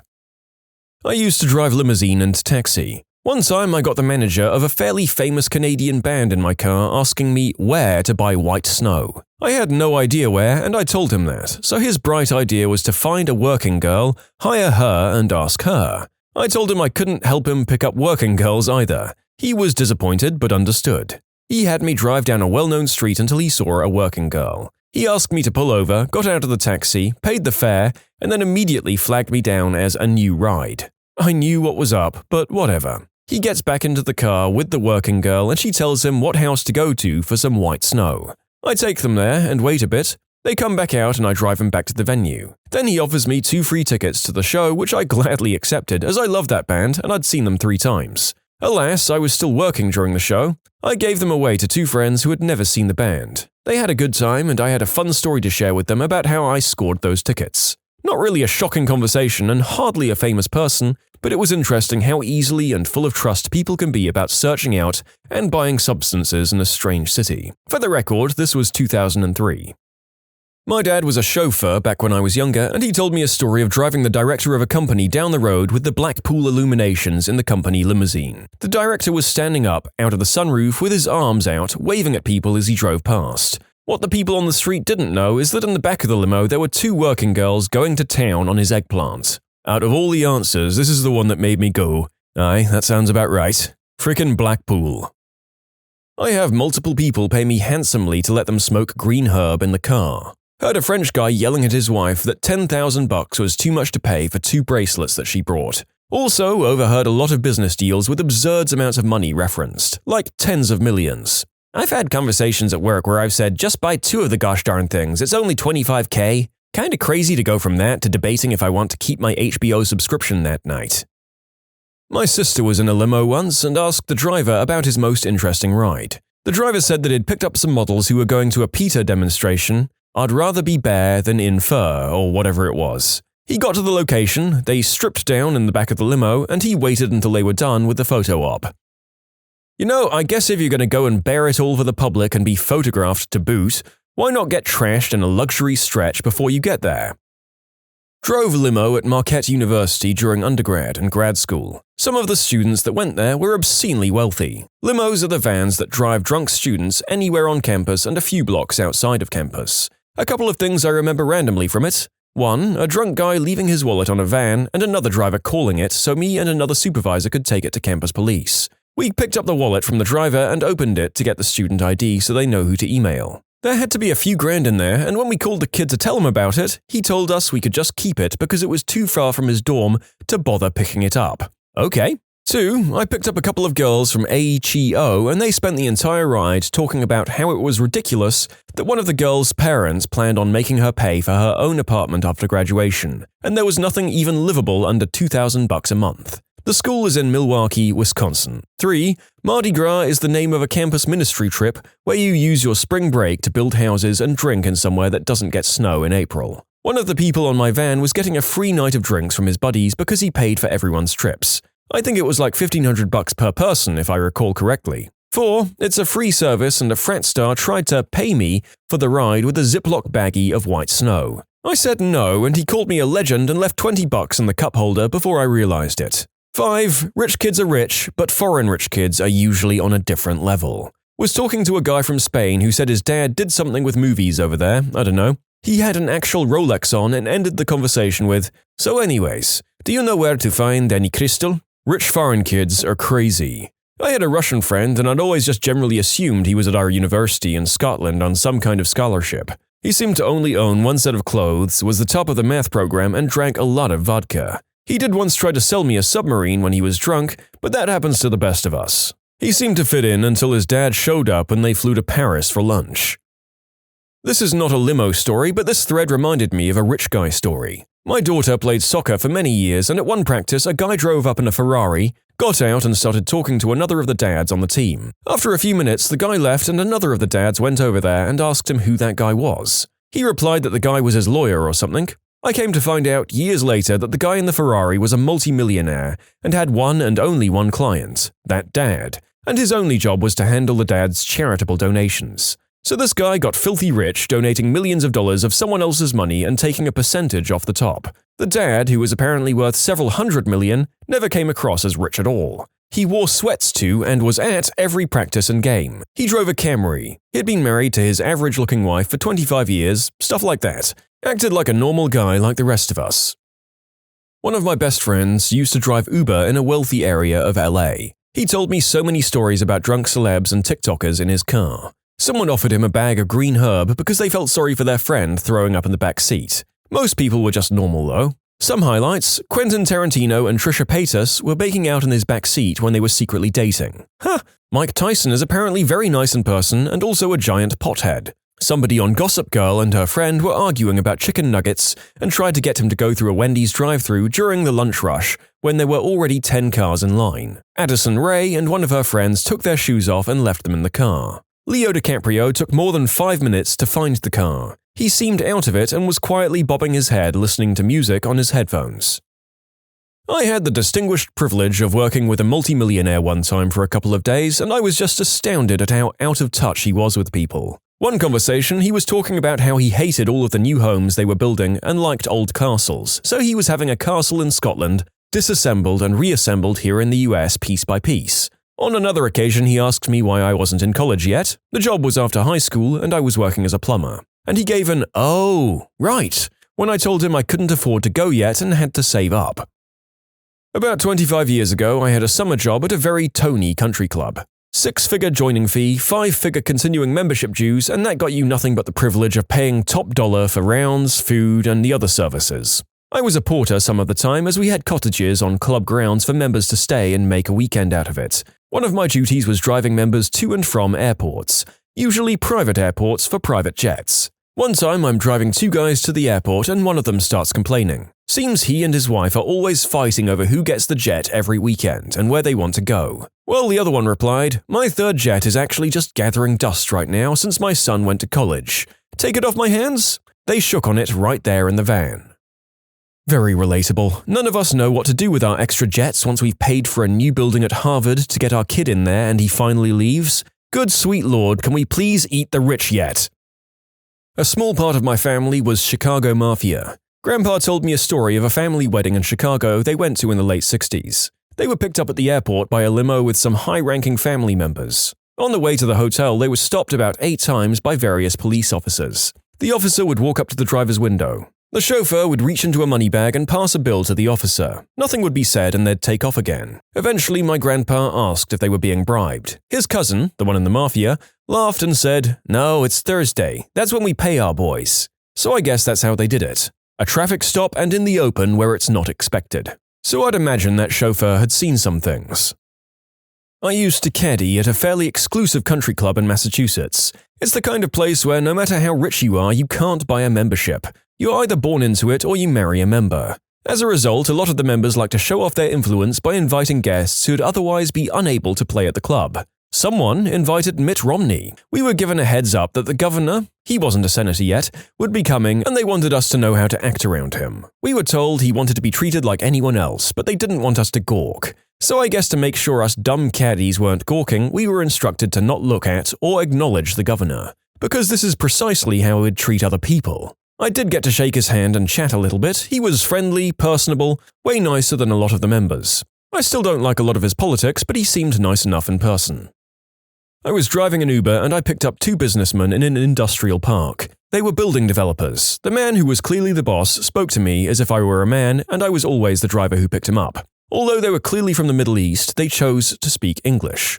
Maybe they thought it was rude not to, being in the US, but if that would have been rude, I'm not sure what the rest of the conversation was. They spoke about the future of business as if it were all so futile, and how everyone will be either very wealthy like them or very poor, and how their children really won't be able to get jobs either, but they also won't need to. I logged more than 4,000 rides between 2015 and 2017, and that was one of the weirdest. The other weirdest guy I picked up from a dispensary. He was a really good-looking, very well-dressed and clearly well-to-do guy, but he was in some sort of mental distress. He wanted to visit more dispensaries but had clearly already bought the max. I got his hotel information through conversation and went there instead. On the way, he told me, in all seriousness, all about how his father was God, which meant he was Jesus. "Didn't you notice how much brighter the sun became when I got in your car?" He was serious. He also followed Guns N' Roses like they were the Grateful Dead. He thought Axl Rose was the smartest man alive. He didn't really notice when we got to his hotel instead of the dispensary. I did ask him if he had taken any other substances that day, and he insisted he hadn't.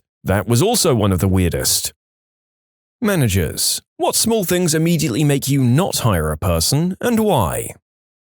I just look for honesty and some self-respect. The roles I hire for are fairly entry-level, so you don't need to be amazingly qualified or anything. I get a lot of young people for interviews, and what annoys me the most is when they arrive dressed in casual clothes. I don't disregard their application over clothes, but I do sit and wonder why their friends or parents or partners let them come to an interview in such sloppy clothing. That said, I did have a weird one. I hired a guy from a group-like session, as he was probably the best and most confident person on the day. After hiring, a few weeks in, he starts to become unreliable with his late finishes. When I ask him what's up with that, he comes in one day, on his day off, and says he needs to speak to me. He then tells me that he'll be resigning because he can't make the later working hours, and that he's sorry for letting me down and appreciates us giving him a chance. He then lifts his jean leg and shows me an electronic tag on his ankle. Turns out he was released from prison 2 days before my interview and said he never brought it up because in a room full of people, why would anyone employ the ex-con? When I thought about it, he's probably right. Me and my colleague who were interviewing probably would have influenced our decision on him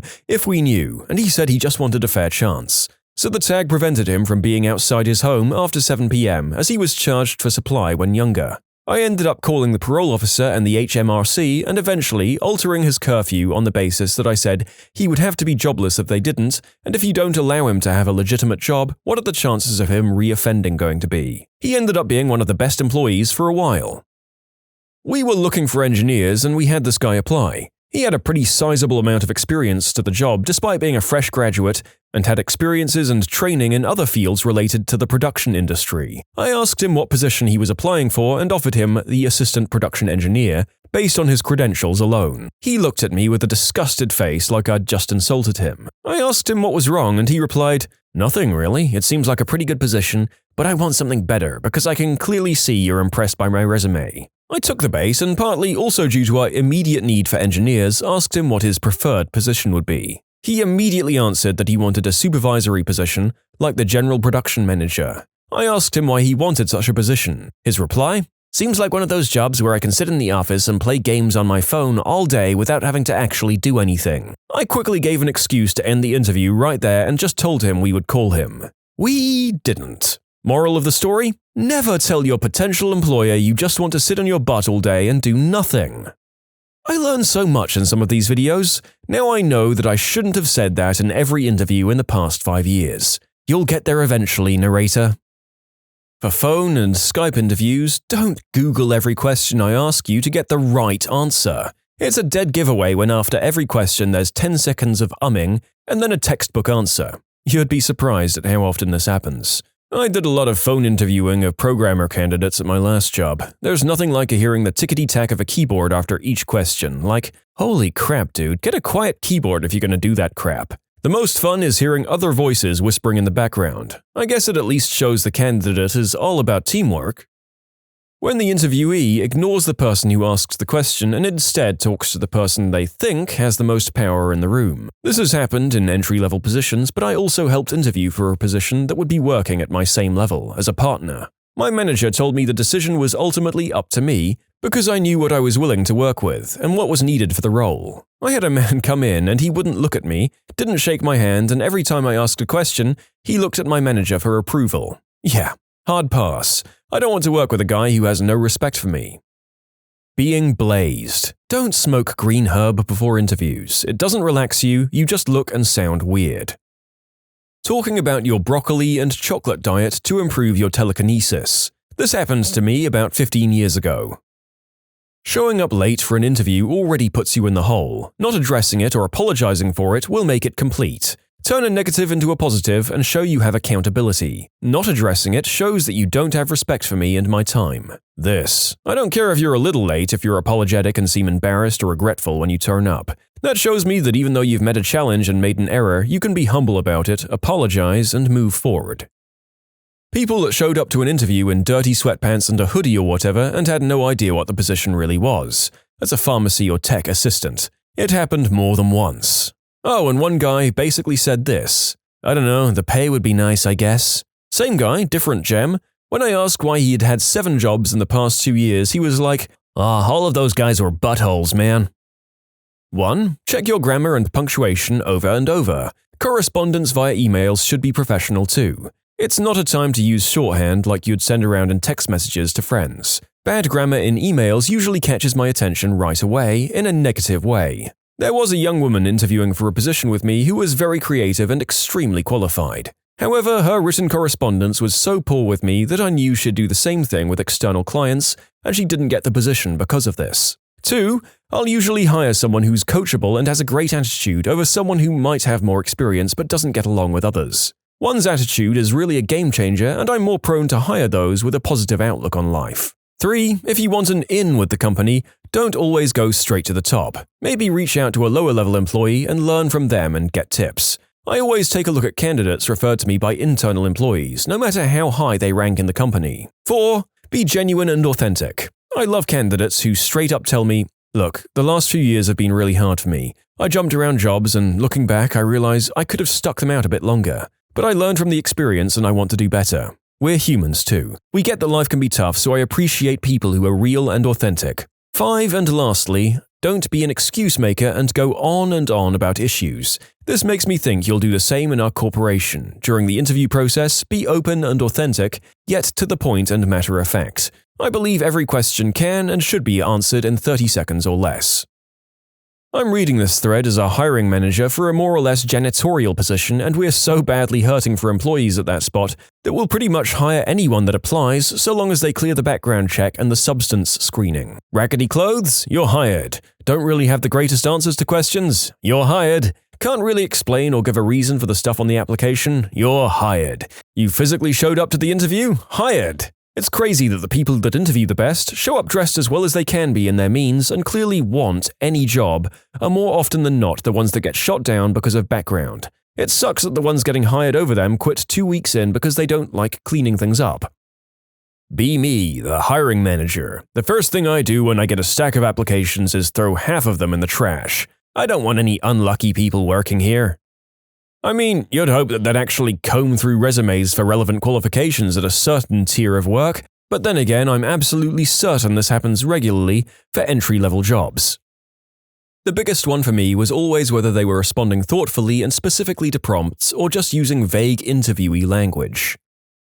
If they answer even one question in a condescending tone, it's not a good sign. Everyone will hate them and you for hiring them. If they show bad attitude in an interview, wait till they've been on the job a few months. It tripped me out when I started doing interviewing and hiring for the first time. I had no idea how weird and rude people could be when applying for a job. It gave me a lot more confidence going forward when applying for jobs myself when I realized just being able to string coherent sentences together on my resume and being a normal, friendly human being in person was putting me ahead of the pack.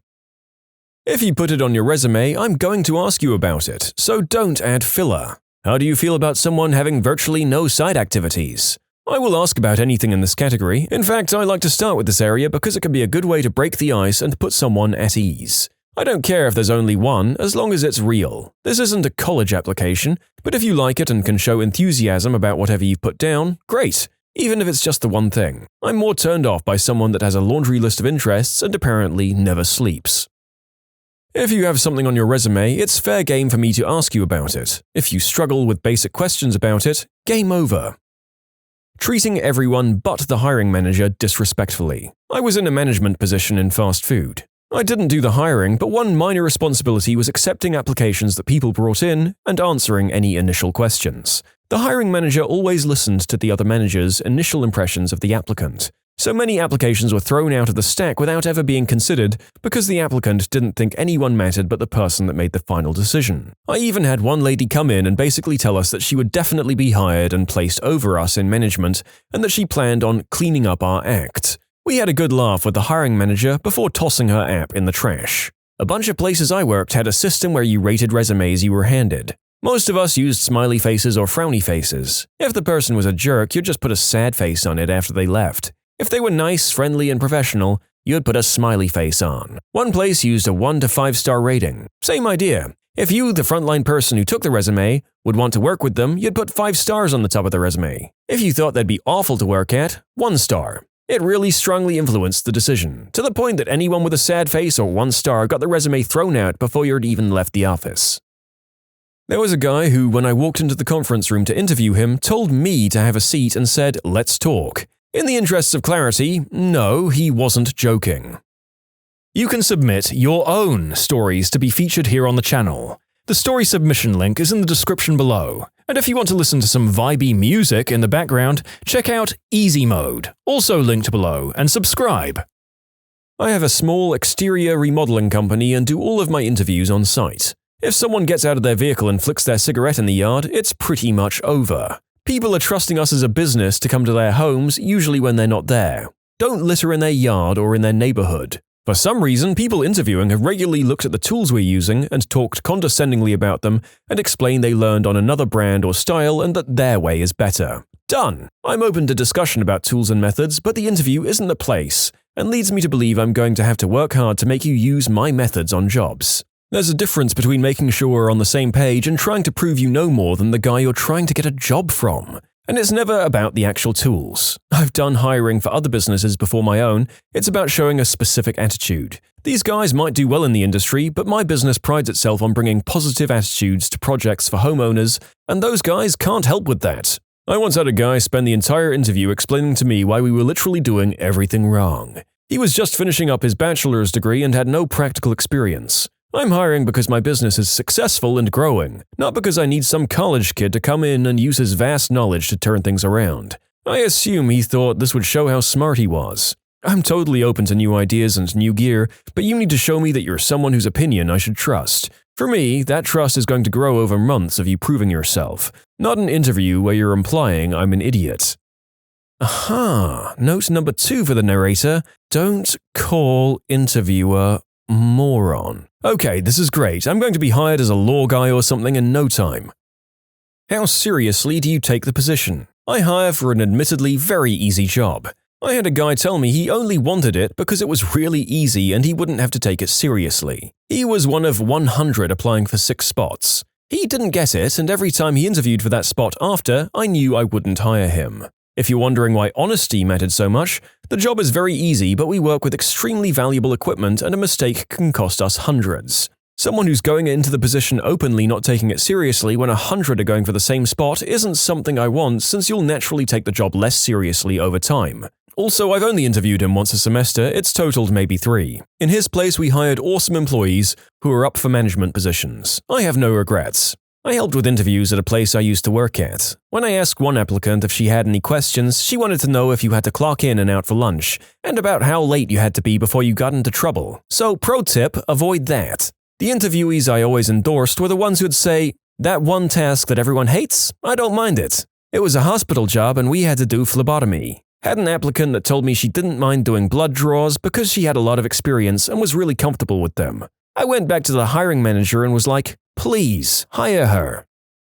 My last paycheck job wouldn't hire anyone who was rude or dismissive to the receptionist. This should be 100% a criterion, because if he or she is a butthole to the support staff during an interview, they'll be twice as bad while they work there. Just because you make more than the receptionist doesn't mean you should treat them like crap, because they're the ones that keep everything running.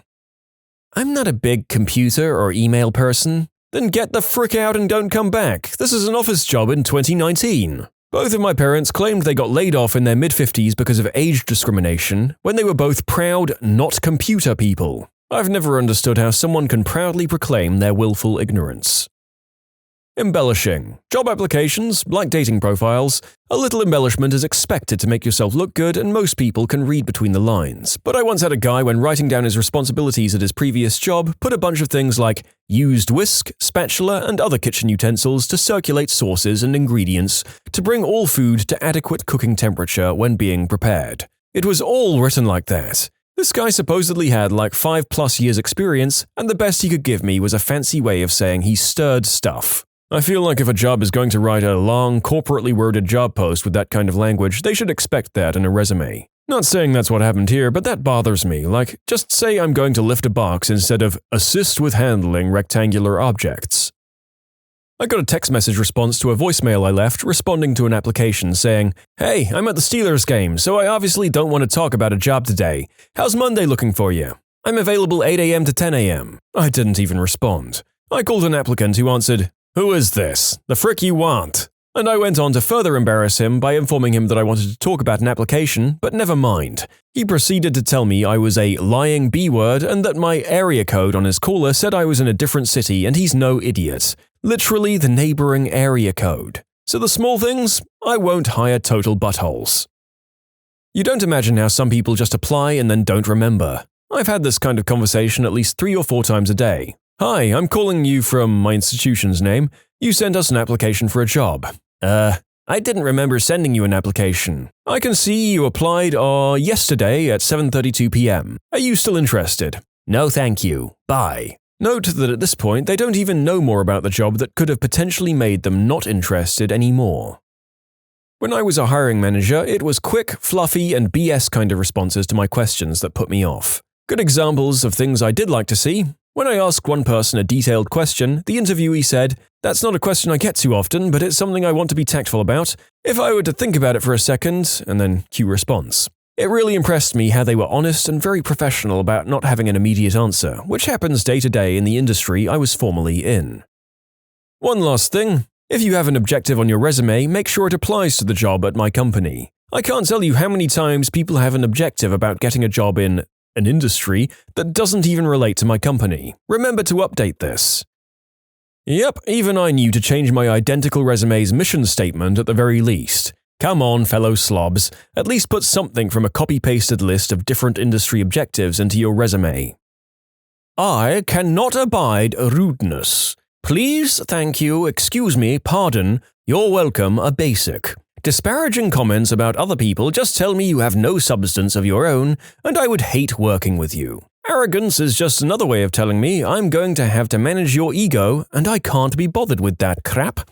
You can have the best experience and qualifications in the world, but if you come across as an absolute member, I don't want you. Sorry. On a side note, it makes me sad how many people get passed over for their age, family situation, medical needs, among other things.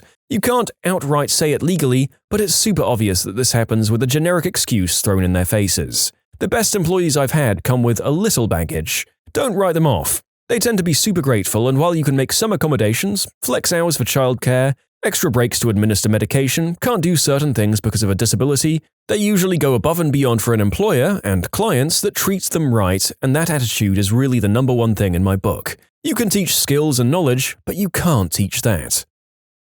Once had a guy apply for a job advertised as just call center because we needed to be discreet in the ad. His cover letter and resume talked about his previous call center experience selling mobile phones and all the people he had saved and converted to his church. He kept telling us that mission work is basically just sales because you're selling Jesus. He somehow got through to the reference checking stage. There weren't many applicants.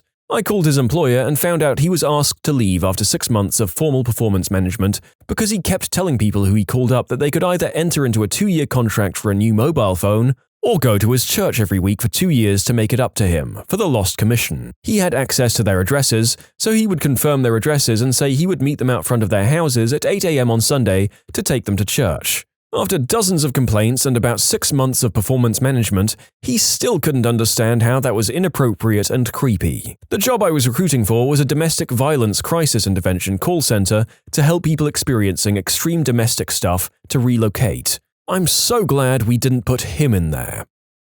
When I ask a relevant question pertaining to the job they're trying to get hired for, and they say, "Why do you think you need to know that?"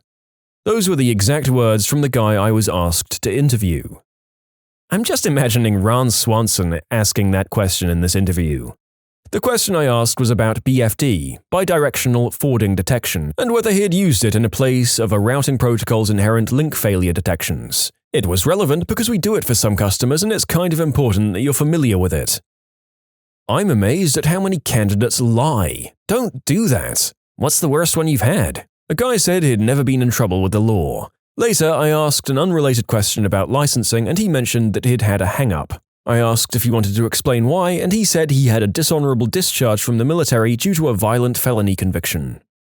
I've hired well over 200 people, mostly for jobs that involve medium to heavy-duty machinery operation. Some on the public road, but mostly on private grounds. These positions paid anywhere from 30,000 Canadian dollars to 120,000. A couple of things I did find out that surprised me as I learned the position. Spelling and grammar issues in resumes or a shortage of description really didn't end up meaning anything. At first I would throw these ones out, but later I kept them in the shuffle and found more or less the same success as a well-written resume. Clothing? Super sharp, super sloth, none of it really seemed to matter. I found diamonds and trash wearing both. What I ended up basing most of my decision on in the past couple of years has been parking lot behavior. I don't care what vehicle they showed up in, but as time went on, I discovered that if it took someone more than 20 to 30 seconds to find a parking spot and get parked, they were useless with the machinery I needed them to operate, regardless of qualifications. Likewise with guys that thought they nailed the interview and then gunned it down the road when they hit the street. I found hiring these guys always became huge safety concerns. No word of a lie, parking lot behavior ended up providing me with about 50% of the info I wanted on hiring a person. Once I saw a guy park in about 15 seconds flat.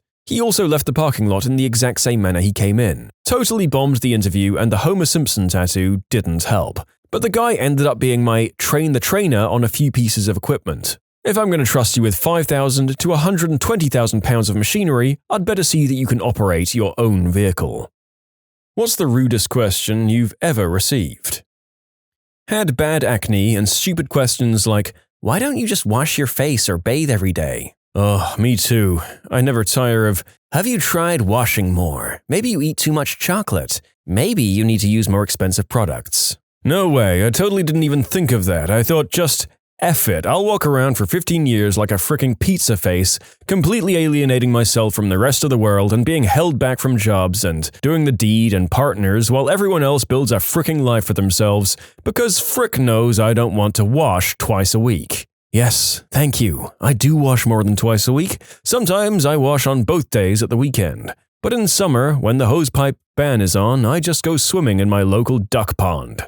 I've snapped before when these kinds of questions come up. Let's just say it starts with a far too long lesson on how cystic acne works and ends with me explaining that the stuff I use on my face costs more than their iPhone. I'm not proud of this. Well, maybe a little. Are you self-conscious about your teeth? Well, I fricking am now. Are you self-conscious about your black eye? What black ow? Stares intensely at my face. How many times have you broken your nose? The answer is none. I've been asked if the government gives me compensation for being legally a midget. I do not have dwarfism, I'm just really short. Technically, you might qualify for what they're talking about. One of my aunts does, and same thing, she's just really short. My aunt does qualify but refused to get a disabled permit for her car because then she'd have to admit that she's legally a midget. Most common question asked by complete strangers, often without introduction because of the wheelchair, is, can you do stuff in the bedroom? Variations are, does your eggplant work? Can you get it up? Are you a virgin? But another classic is, how do you pee? For all of these questions, I of course perform a live demonstration. My brother gets that all the time from kids. Stuff like, why are your legs broken? He just replies, because I didn't eat my vegetables. Horrified children and smiling parents. More cute than rude. The kids I can understand being too young to not know better than to ask, but grown adults repeatedly asking about the groin functionality of strangers in wheelchairs strikes me as overwhelmingly rude. I wouldn't ask that to a friend, let alone a guy on the street. During the early 90s, I was sporting quite a plumage of long rocker hair, and during the winter and spring, or ski season, I also grew quite a thick beard. One day, I was at a gas station and I noticed two young kids staring at me intently. Their mother was also getting gas, but she was around on the other side of the car. The little boy must have been about 3 or 4, and the little girl was probably about 7 or 8. They were just staring at me. I finally said, "Hi, how are you guys doing?" The little boy turned and whispered something to his sister. She turned to me and said, "He wants to know if you're a boy or a girl." A little bit flummoxed by this forthright assault on my obvious manliness, I stammered, I'm a boy. She said by way of explanation, "He said he's never seen a boy with long hair before." "Well, some boys have long hair," I replied a bit defensively. "I know," she said, "I've seen lots of boys with long hair." "Really?" I replied. "Where?" "Oh, places like the dump." I worked at a Chinese restaurant as my first job, and you would not believe how often I got questions like, "Are they terrible to work for? Do they treat you well? Do you get paid on time and the full amount?" Cripes, it made me so sick to my stomach. He was the best boss and manager I ever worked for, and those kinds of questions irked me to no end. As if he would be an awful boss based on his ethnicity. The biggest jerks that I've ever worked for were from right here. I even saw one butthole customer asking him as if he were a 12-year-old, "Do you live here?" pointing at the floor. He was asking my boss if he lived in his restaurant. My boss replies, "No, I don't live here. I live in a house in his suburb." Cripes. Beyond treating me like gold, he used to tell creepy guys right where to go if they were bothering me. Something that no other boss at a restaurant ever did for me. I always got a free meal every shift, plus he had me sit with his family every evening to enjoy a home-cooked meal at the end of each shift as well. Are you sure your acne medication is working? I work in a pharmacy, and a not-too-smart woman stared at my face and asked, "Do you have pox?" No, I don't have this mostly eradicated disease. I have some zits. Thanks for pointing it out, though. This. I get so many comments on my acne. If it looks worse, it's all about the latest remedy I just have to try. If it looks better, I must be taking care of myself. People who get normal breakouts really have no idea what it's like to have painful acne that never lets up. How does it feel to be cheated on? By the friend of a girl I once dated. I didn't know she was cheating.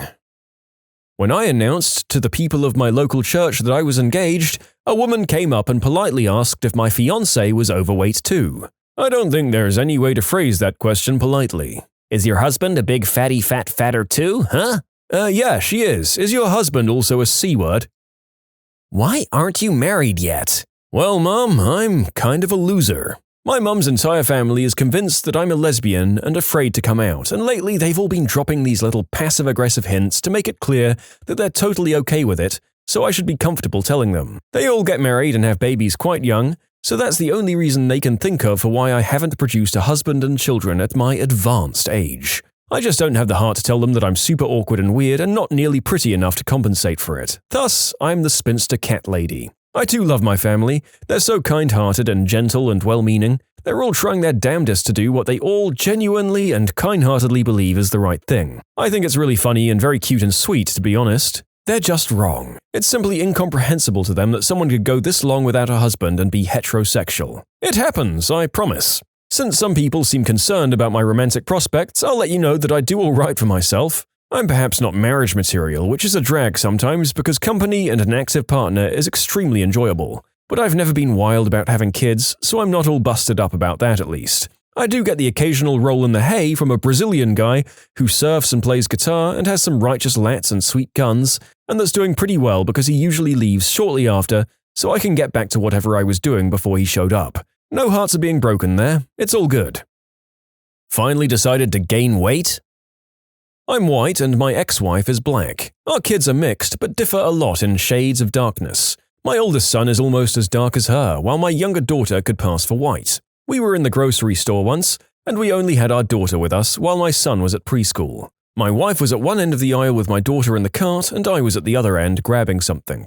A very old lady, maybe in her 70s, came into the aisle on the same side as my wife and daughter, and she had a weird look of concern. I walked back over, and the old lady saw that we were together and started smiling in relief. As we walked away, she touched my arm and said, "Are you happy with her?" I didn't understand, so I asked her what she meant. She said, "Oh, I just mean, is she a good nanny? Would you recommend her services? My daughter needs one. She's using a Latina woman now, but I told her the problem with those people is if she steals something, the police won't be able to find her. She probably has no records. Anyway, I think it's absolutely wonderful that you let her come shopping with your child. People gave me such insults for letting our nanny do that 50 years ago, but you know, times were different." To this day, I still crack up when I remember the look on my ex-wife's face. I never knew eyes could get so wide. The funniest part about it was you couldn't even be mad because in that lady's mind, she was being very progressive and nice. I just politely corrected her and told her she was my wife. The lady seemed genuinely embarrassed, but then quickly concerned again. Honestly, when you are in an interracial marriage, you get so much discreet and indiscreet racism in public that you learn to A, not let it make you angry,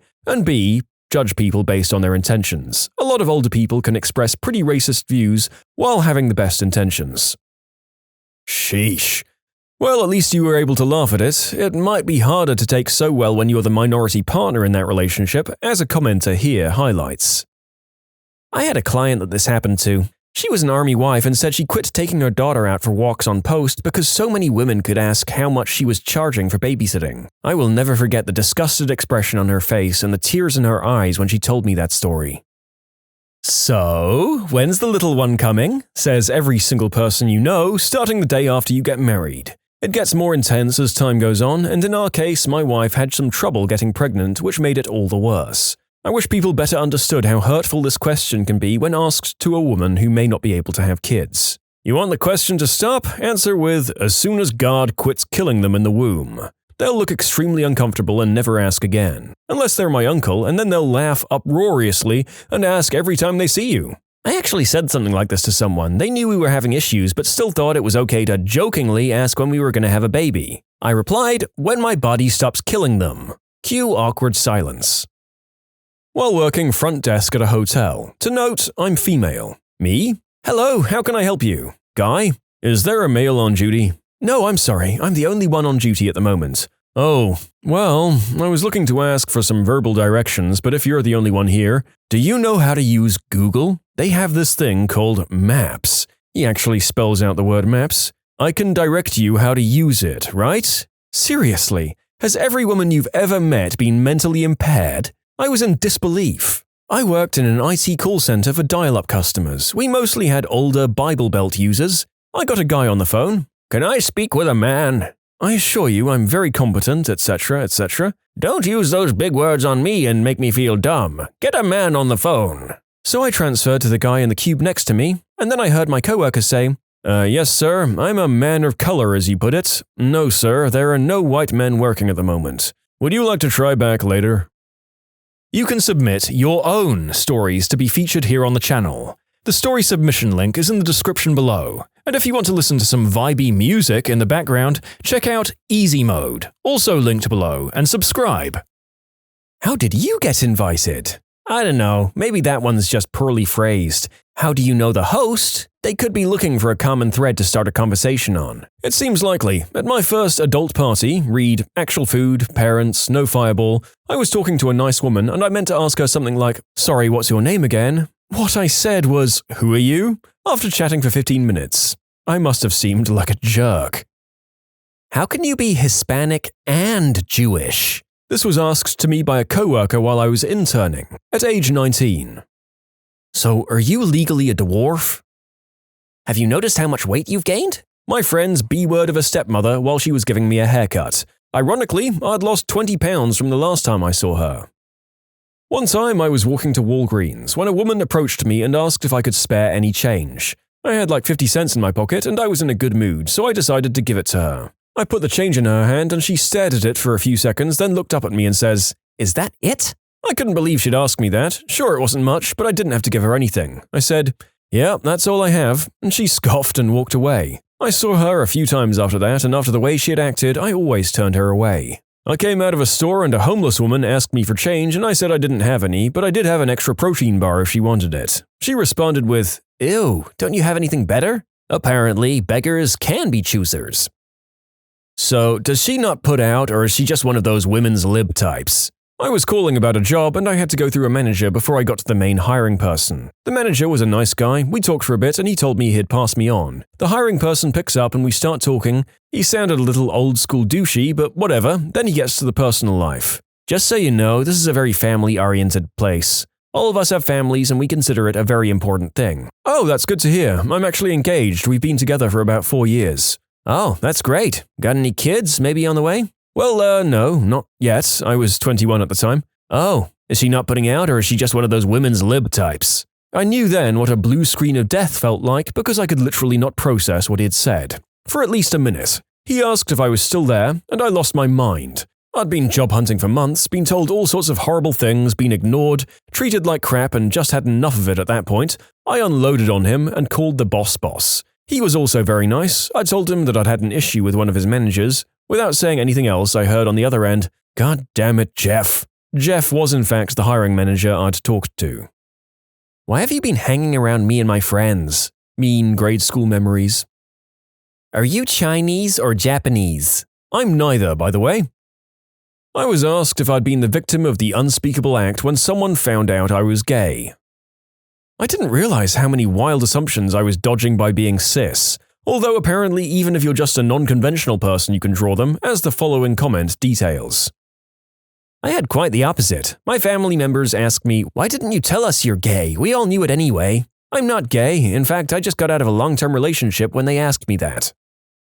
When introducing my first girlfriend to my alcoholic grandmother from Tennessee, seriously the first words out of Grandma's mouth were, "You're screwing her, aren't ya?" Hell yeah, Grandma. Fist bumped that crap. I mean, yeah, that pretty much happened, but it was long before fist bumps existed. Not to me, but my cousin and her then boyfriend were in town for the meet the family routine. My grandmother, "Are you religious or do you still go to church?" My cousin's boyfriend, "I was raised Catholic, but I don't really go to church anymore." "Oh, were you mistreated by a priest?" Everyone at the dinner table looked everywhere else but at the poor guy. Are you autistic? After trying to overcome my social anxiety. Have you ever hit any of your girlfriends? No? Why would I do that? You know, because you're brown. That was a very awkward first date. A guy was chewing tobacco in my car and he asked if he could just spit it on the floor. Granted, my car was pretty messy, but come on, dude. Some strangers asked, "Are you Filipino?" Me? "No, I'm..." Are you just Mexican? Oh, that sucks. Boring. Walks away. I'm Colombian. Like Shakira. For all those wondering, my hips do not lie. And I'm starting to feel you, boy. Wait, you're Catholic? But you're Chinese. Further background, I'm Singaporean. Are you Jewish? Your nose is very Jewish. I'm not Jewish, but apparently my nose is very much Jewish. Jewish enough to be Jewish on its own regardless of my religious affiliation. I get this all the time too, which is funny because my Jewish friends will jump in and say, no, she has a pretty big nose. Look at it from the side. Thanks, guys. There have been some pretty awful ones regarding our decision to have an only child. The one that makes me want to react violently is, what will you do if something happens to him? I thought we were past the heir and a spare days. Apparently not. I've got 3. If I lost one, I'd lose my fricking mind and very possibly be rendered unfit to raise the other 2, who also lost their siblings. How is that a better scenario? You're white, so I don't have to pay you back, right? After I'd lent him some money the day before. I was out for dinner with a friend of mine, his dad and the guy that had fixed his car. The guy who had fixed his car asked how we knew each other, and my friend answered that we met while studying abroad. Then the guy asked, "You studied abroad and that's the one you picked? Thanks, bud. You're a real catch yourself." When are you going to quit your day job to stay home and have kids? This one beats all of these rude ones. My dad died in a horrific accident over spring break, and I had to witness the whole thing. It was a boating accident in Florida. So I got back to school, and this kid, knowing full well what happened, said, "Hey man, so how was Florida?" I didn't retaliate, just asked him if he knew what happened. After he replied yes, I just walked away, never talking to him again. Not to me, but to my mum, whose son was born with apparent disabilities. "Oh, you must have smoked during pregnancy, didn't you?" "So, how's your junk and sack?" "It's a fair enough question. I had testicular cancer." "When are you going to try and have kids?" To me and my wife. Like everyone is super fertile and can conceive a child whenever they try. "So, do you have that transmitted disease?" Because, of course, having that is a prerequisite for being gay. At 18, I took a trip with my family to Puerto Rico. Our first day there, a local that we were talking to put his hand on my little round potbelly and said, "You'll be a mother soon. How wonderful." I was just kind of chubby and was wearing an oddly fitting dress. I cried a lot. I was 8.5 months pregnant and a woman said, "Do you know that a gym membership is cheaper than eating at McDonald's every day?" When I told her I was pregnant, she just went on to say, "Are you doing your Kegel exercises? Better hope your hoo-ha stays tight. I would recommend just having a C-section so your husband stays interested." People are fricking rude. Also, you have to admire the way that this woman effortlessly pivoted from one kind of crappy and condescending advice to another. She truly has a repertoire loaded and ready to fire from the hip.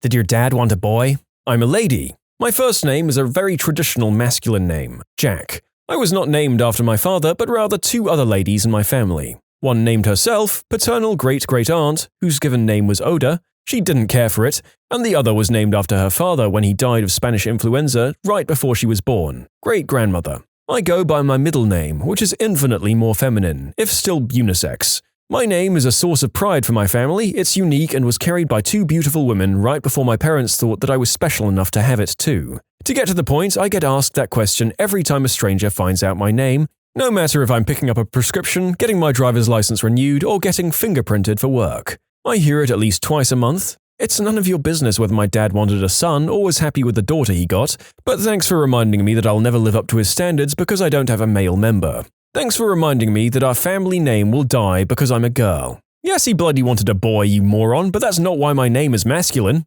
I also have a masculine name. People have confused me for a guy on paper, but I've never gotten that question. The dumbest I've ever had was, "You do know that's a guy's name, right? You just live around rude people, I guess." I was crashing with my brother and his wife for a mini vacation and catch-up visit since he had moved away. While I was there, he was still on duty, military, during the day, so I would help his wife around the house with stuff, as she was in the last 1 or 2 months of pregnancy with the nephew at the time. At one point she needed groceries, so I rode with her to help with any heavy lifting. We went through as normal and got everything she needed, and while we were on the beer and liquor aisle, I asked her if I could hand her the cash for my beer and just tack it onto their total, since she was paying with a card to save time. She obliged, I handed her the cash, and then put a 30-pack of bud in the cart. We have to check out, and I'm unloading everything onto the conveyor belt, and she's waiting to pay. I have no idea what's possessed this fricking clerk. This late 20s to early 30s woman decides to go all high and mighty and blurted out while scanning the beer, "You know, it's not wise to drink when you're pregnant." Jesus would have been awfully disappointed. I was about to pipe up that it was mine, but before I could even utter a single word, my sister-in-law says very flatly, "It's not for me, it's for my partner, and she isn't pregnant." The look on that cashier's face was priceless. So which of you was the girl in the relationship? Neither. Neither of us is the girl, we're both men. What's the dumbest thing a customer has ever asked you at your job? They asked why I sent them an invoice. I work for an accounting firm. We did a project for them, wrapped it up, and billed it. A few months later, they came back with another project, so we did the work and gave them the bill. They somehow thought that the new project was covered under the previous invoice. I get too many dumb questions to remember them all. Here's a dumb encounter that happened just yesterday. When sending confidential documentation, we would encrypt it and put a password on it. It's common practice to send the document and the password in 2 separate emails. I got a message from this guy saying he couldn't open the document I sent him. I asked, "Did you use the password?" "Yeah, it said there was an error." "What password did you use?" "I just hit OK and it said that I had the wrong password." "So, did you type anything in?" "Well, no." "Could you use the password that we provided you?" "I didn't think it would work, so I deleted the email." Oh my God. A group of 4 ladies sat on a table that is reserved for a group of regulars every day. Before I opened my mouth to let them know, one of them said, "We see a reserved sign, but we're unsure exactly how reserved it is."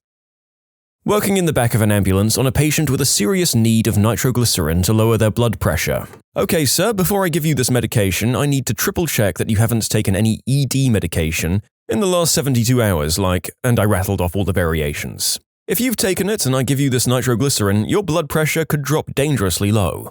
Have you taken any of these meds?" "Oh no, never." "Are you certain?" "Oh yes, of course I am." I ran through the list of potential deadly side effects again. "Nope, never took any of them." "Okay then, hold this pill under your tongue." "Hold on, does this household name generic ED medication count?" And he pulls out a pill bottle. "Oh my God, why do you do this to me?" This one nearly belongs in one of our medical videos. They're full of people being asked if they've ever had any serious medical conditions, saying no, and then in the other information field, writing diabetes, former triple bypass surgery, removed prostate, as just incidental, non-important things that didn't warrant bringing up after that question. Long time ago now, I got a call that a user's laptop was dead and wouldn't power on. I go and check it out, I press the button, no life. Plug it into the power and it starts charging. Press the button and it boots just fine. The user wasn't plugging the laptop into power because she thought, "We had wireless." Tried to diagnose someone's connection problem for 20 minutes before I overheard splashing and kids. Asked where they were and they were at the pool. They thought the office Wi-Fi extended to anywhere on the planet, apparently. Mildly relevant, I used to work the counter in parts at Subaru, and my manager was helping a customer, which was a rare occurrence for him. And he turned to me and asked, "How many days do we have for a 45-day return?" Selling paint. A woman wants to paint her fence. I give her advice and explain her how to prepare the surface. She then asks, "Do I need anything to apply the paint?" I'm like, "Yeah, a roller or a brush." And she just said, "Oh, I can't just splash the paint on the fence?" She was dead serious. Woman, this is not Looney Tunes, this is the real world. Vet tech. A lot of people think their dog's teats are ticks. A lot. One man even pulled a, "But he's a boy," on us. I used to work as a bank teller. A lady came up to me and asked to withdraw money. I informed her that she couldn't withdraw money because her account was overdrawn. She was immediately upset, so I had her account checked for fraud. She then explained that all those charges were in fact hers and she wasn't expecting any payments. She was spending money she knew she didn't have. She then asked me why we couldn't just give her more money. It was so weird for me to explain to an adult that banks don't just give out endless streams of free notes. For my name. Not the question itself, but the reason why he asked. I was volunteering as a cashier at a used bookstore for the library. Not my regular job, but I do it often. In comes this older fella who buys a big stack of books for about $10. He was really nice and chatty, though he didn't seem completely aware mentally. Not a big deal, I just had to explain sales tax and the book pricing a couple of times before he seemed to get it. He pays by credit card and I explain to him how to sign the touchscreen for the payments to go through. This is where he asks for my name. I tell him, He takes the iPad and says he really appreciated my service and happily tells me he's going to sign my name for the card so they will know to send the money to me. Before I can say, no, wait, he's submitted the signature. I can't see his receipt, but he keeps telling me I was great and to keep the change, so I assume he was being legit. I guess I couldn't call it dumb, just bizarre. Made me wonder if he's been signing cashier names the entire time he's had a credit card. Thank goodness the card companies never check those things. When I asked, for here or to go, I get a confused look followed by, what would you recommend? If they have to ask, definitely to go. Can we open the curtains to make the screen brighter while pointing at a projector and screen setup? She seriously thought that more light in the room would make everything brighter as if the projection was some sort of moving painting. I work in AV and I confirm that I've got this question. Also, I get, this doesn't look like it does on my computer. Of course, projecting light looks different than an LED display, especially when you rent the cheapest projector for the biggest screen size. I worked at Kinko's and on 3 separate occasions different people angrily asked me why I returned their faxed document to them. They thought that a fax machine was some kind of Willy Wonka thing that sent their original piece of paper to the recipient. A few years ago, far more recent than it should be, I had to send a document to the local council. They asked me to fax it. I asked if I could just scan and email it, and they said no because we need the original. As a 30-year-old who doesn't actually know what a fax is or how it works, I still have the basic sense to know that it doesn't consume the documents fed into it, send the raw material through the ether and reassemble it as the original document on the other side. I think if we'd developed literal teleportation, we would have found other uses for it. I used to work in a call center for a large bank, and a customer phoned while he was in one of the branches and said the queue was too big, so he wanted me to help him. I asked what his query was, and he said the ATM was broken, so he had to withdraw cash. I asked how I could possibly help him withdraw cash from the bank over the phone, and he said, "Why can't you just fax it to me?"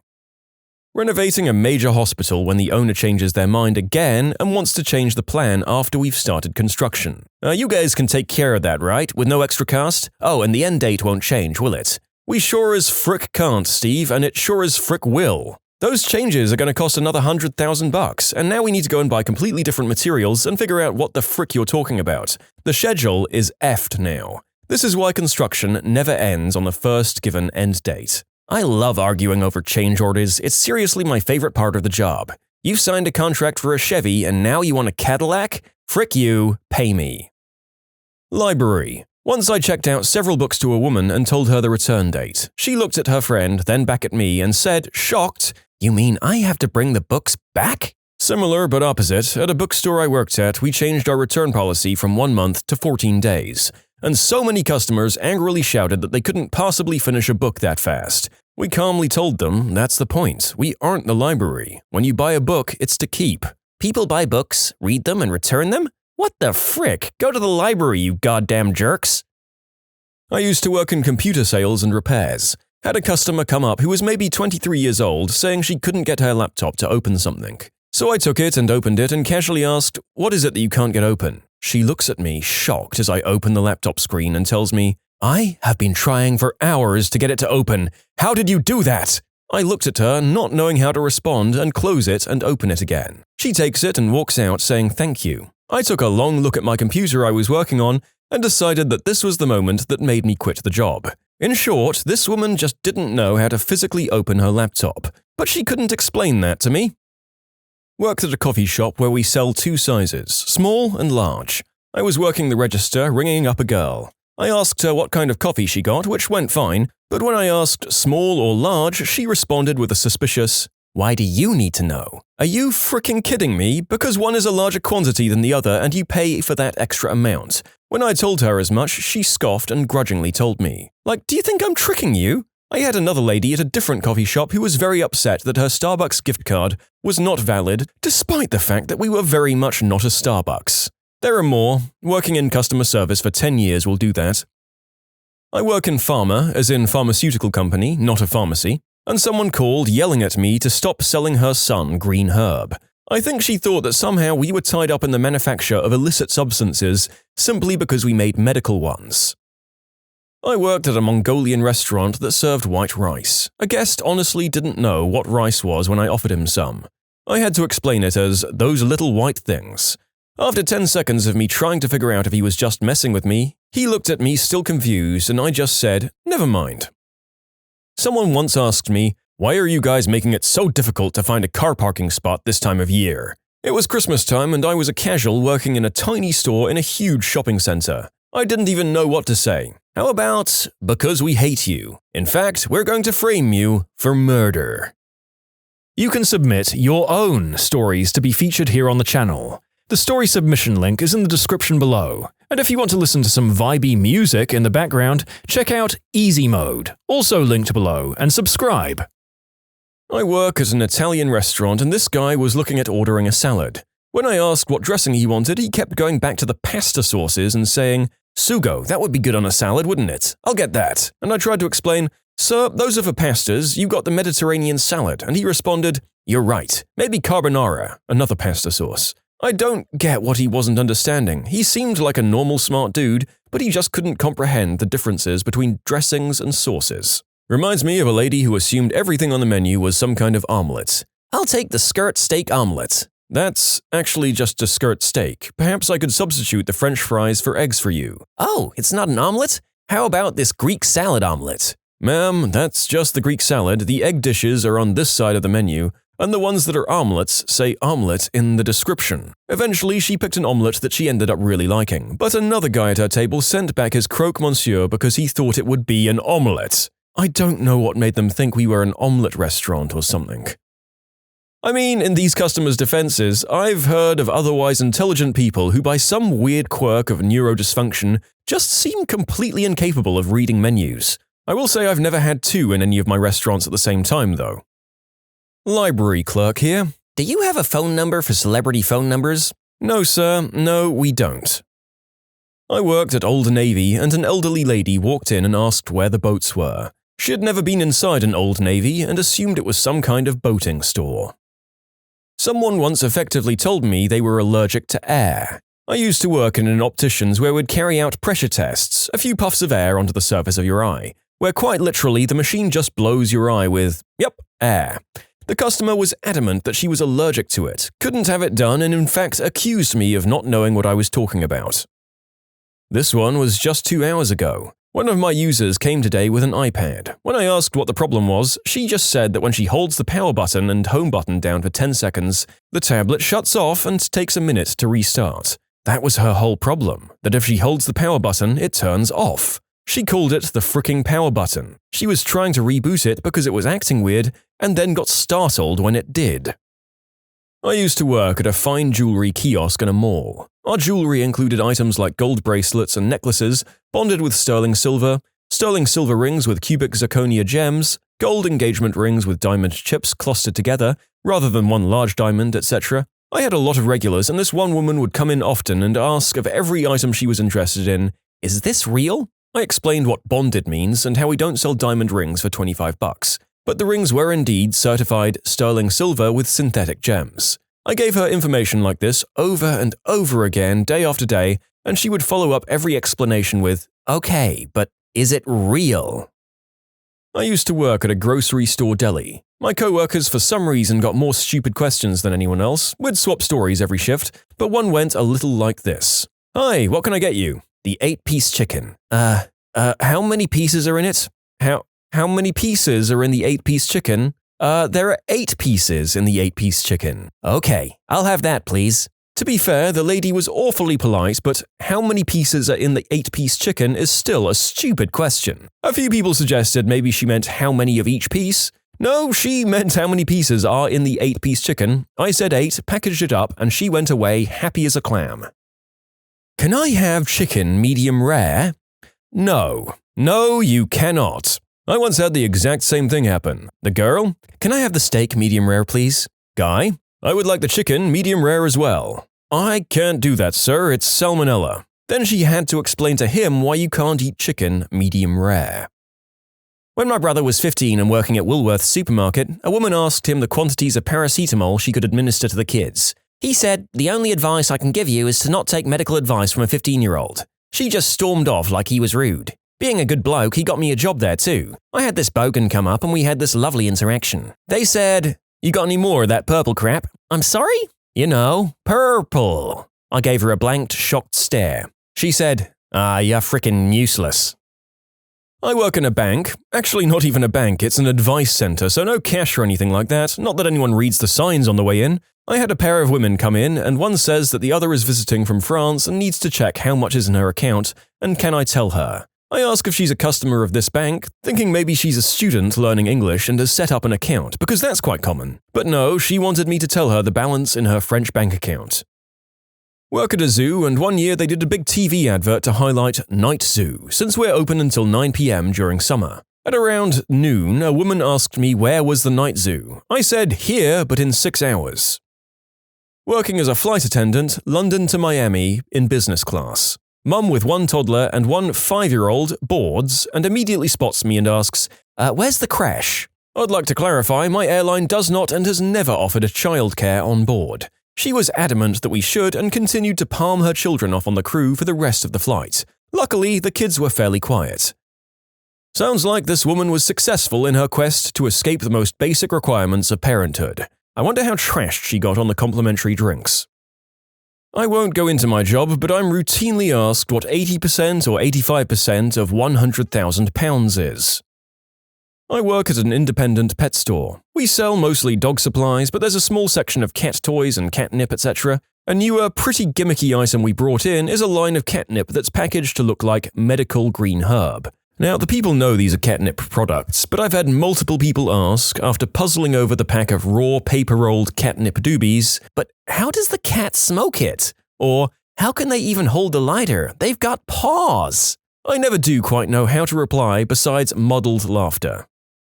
I work in a poker room at the front counter. The guy says, "Can we get a table?" "Oh sure, what would you like to play?" "No, for dinner." I looked around. "We don't serve food here, this is a poker room." He grumbles and walks away.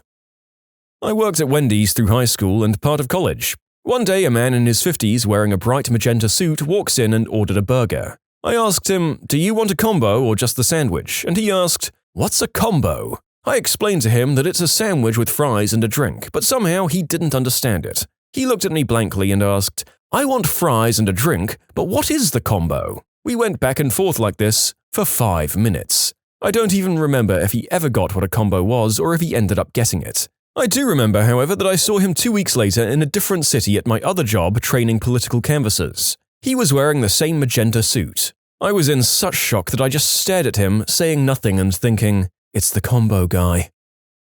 "Do you guys sell ice here?" No sir, sorry about that." "Alright, have you got anything like ice?" What?" I had a customer ask for a 100% lead crystal decanter. I just explained to him what 20% lead crystal meant. No, you can't get 100% lead because it wouldn't be crystal and also it would kill you.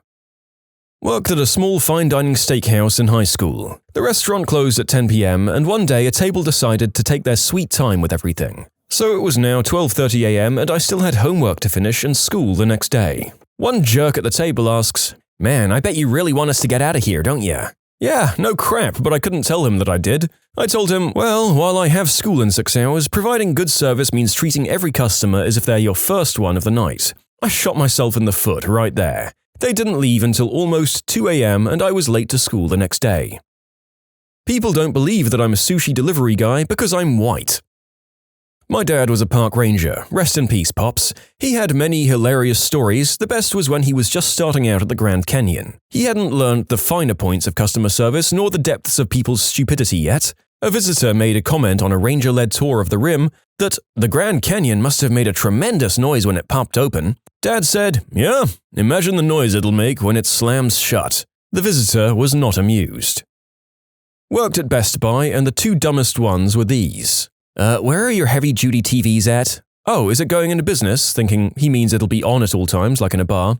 "No, it's going in my living room." "What are you planning to use it for?" "For watching. What else?" "I'm sorry, I'm just confused why it needs to be a heavy-duty TV then." "Well, I don't know, you tell me. Y'all are the ones advertising these HD TVs." The second story. "Are these the LED TVs?" "Yep." "Do they run on electricity?" "As opposed to…" "I don't know." "Yes, sir. They still need electricity." I have so many questions as to this person's age and how he hadn't accidentally stopped breathing before this point. I'm a PI. I was investigating a murder and I found an old couple who were friends of the victim and he would occasionally come over to their house. I asked them when the last time the victim came over was, and they spent about 5 minutes arguing back and forth with each other whether it was before or after the murder. I was a driver in Honolulu, picked up a couple that were there on their honeymoon from England. After about 20 minutes, the woman says to me, "So, we're on an island, right?" I honestly thought she was joking until the husband starts saying, "What the heck do you think we've been flying over for the last day?" I live in Canada. I was going on a trip to Florida for a few weeks and driving down with my then girlfriend. She seriously believed we were going across the ocean. So first of all, her geographical knowledge is like an 8-year-old level. And second, we were frickin' driving. I don't know how she thought we'd be able to drive a car across the ocean. She was dumber than a bag of frickin' rocks. A business client asked me if I could recover a file he deleted. I said, possibly, and asked when he deleted it. He deleted it years ago. I work at an animal shelter. A drunk woman asked me if she could have a kitten for free because it was broken. The kitten had one eye. Oh boy, I have a good one. While stationed in Italy in the Navy, a higher-up, E7, in the IT department came to us to ask why our ship's SATCOM, satellite communications, were offline. We told him it was a connectivity problem and it'd be up shortly. He then proceeded to ask why we can't just hardwire it via Ethernet. One of my friends got asked, are handicapped people born with a wheelchair? Gentlemen, what was your most embarrassing half-mast story? I was 13, being checked out for growth problems by a female doctor. She had me lay on the table while in a hospital gown. She was oldish, salt and pepper hair, large glasses. She started by listening to my breathing and examining my top half. As I felt her working her way down, I got the most awkward instant tower and apologized. She assured me it was totally normal for my age and that I shouldn't be embarrassed. She waited a few minutes for things to calm down. She went under the gown to examine the size of my stones. She lightly touched my bag and I, finished on her hand. She also said it's normal and I shouldn't be embarrassed, but I straight up just wanted to die. From that point on, I tickled my pickle before any more appointments. In grade 7, there was a guy who was supposed to do his presentation before me. He was sitting beside me in class and then noticed that he was standing at attention, wearing basketball shorts too. I offered to go first to give him a moment to sort himself out. The teacher made a big deal about having to follow the order list on the board, so the guy got up, trying very unsuccessfully to hide it. The teacher's face dropped when he realized what was going on, but it was too late. The poor guy got through his presentation, but the jokes followed him around for years. The camera passed me in class while I had a random standing stone in high school. Guess who was on the school news intro rocking a stiff peak every morning for months?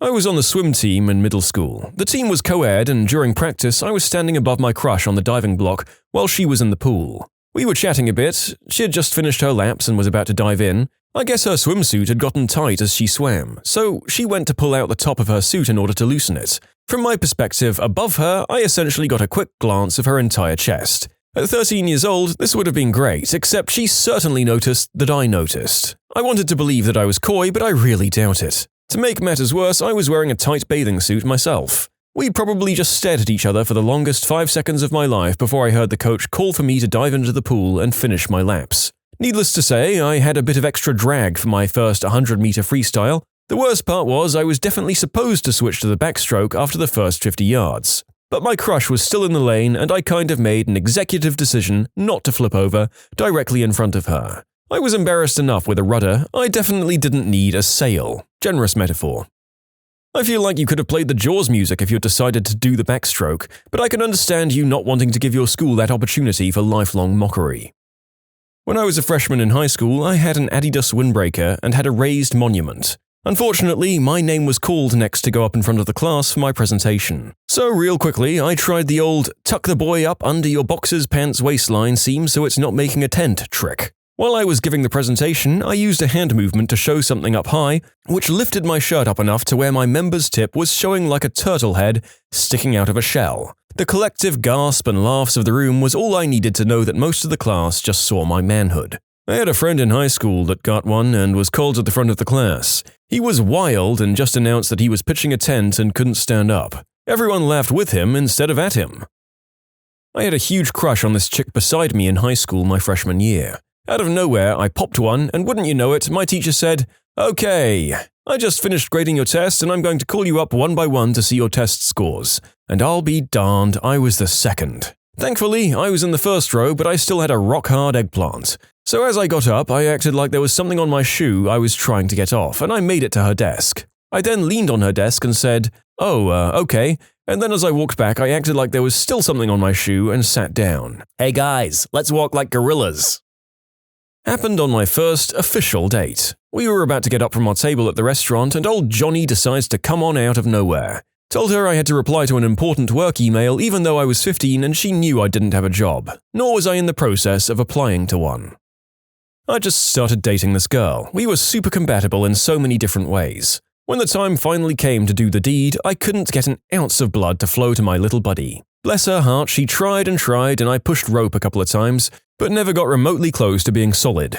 She was probably the most attractive woman I've ever been with, and I think my brain was too focused on performing, and the nerves got the best of me. We ended up giving up and talking about everything, laying in bed together. She started talking about one of her friends who had taken action to not be alive anymore when she was younger. And out of nowhere, Mr. Johnson decides to suddenly become both an unstoppable force and an immovable object. I attribute it to me starting to feel comfortable around her and still being really in the mood. I waited until she finished her story, said a few words and then pulled her on top and let her ride to completion. This day she still jokes about having to whisper sweet suicidal nothings in my ear to get me in the mood. Walked into the kitchen and Dad was in there. I had a solid one, he saw it and told me to go back upstairs. I was 13. My grandma had recently passed away and my entire family had to go to the funeral. My pants were really tight and you could see like everything. So during the service, this good-looking woman sat right in front of me. So when I started to feel the movement of my little sir, I got scared. Then out of nowhere, the fricking funeral conductor asks everyone to stand up. But since I had a raging extra leg, I decided to stick my bum to the seat. Now my grandma in heaven knows that I care about my member more than her.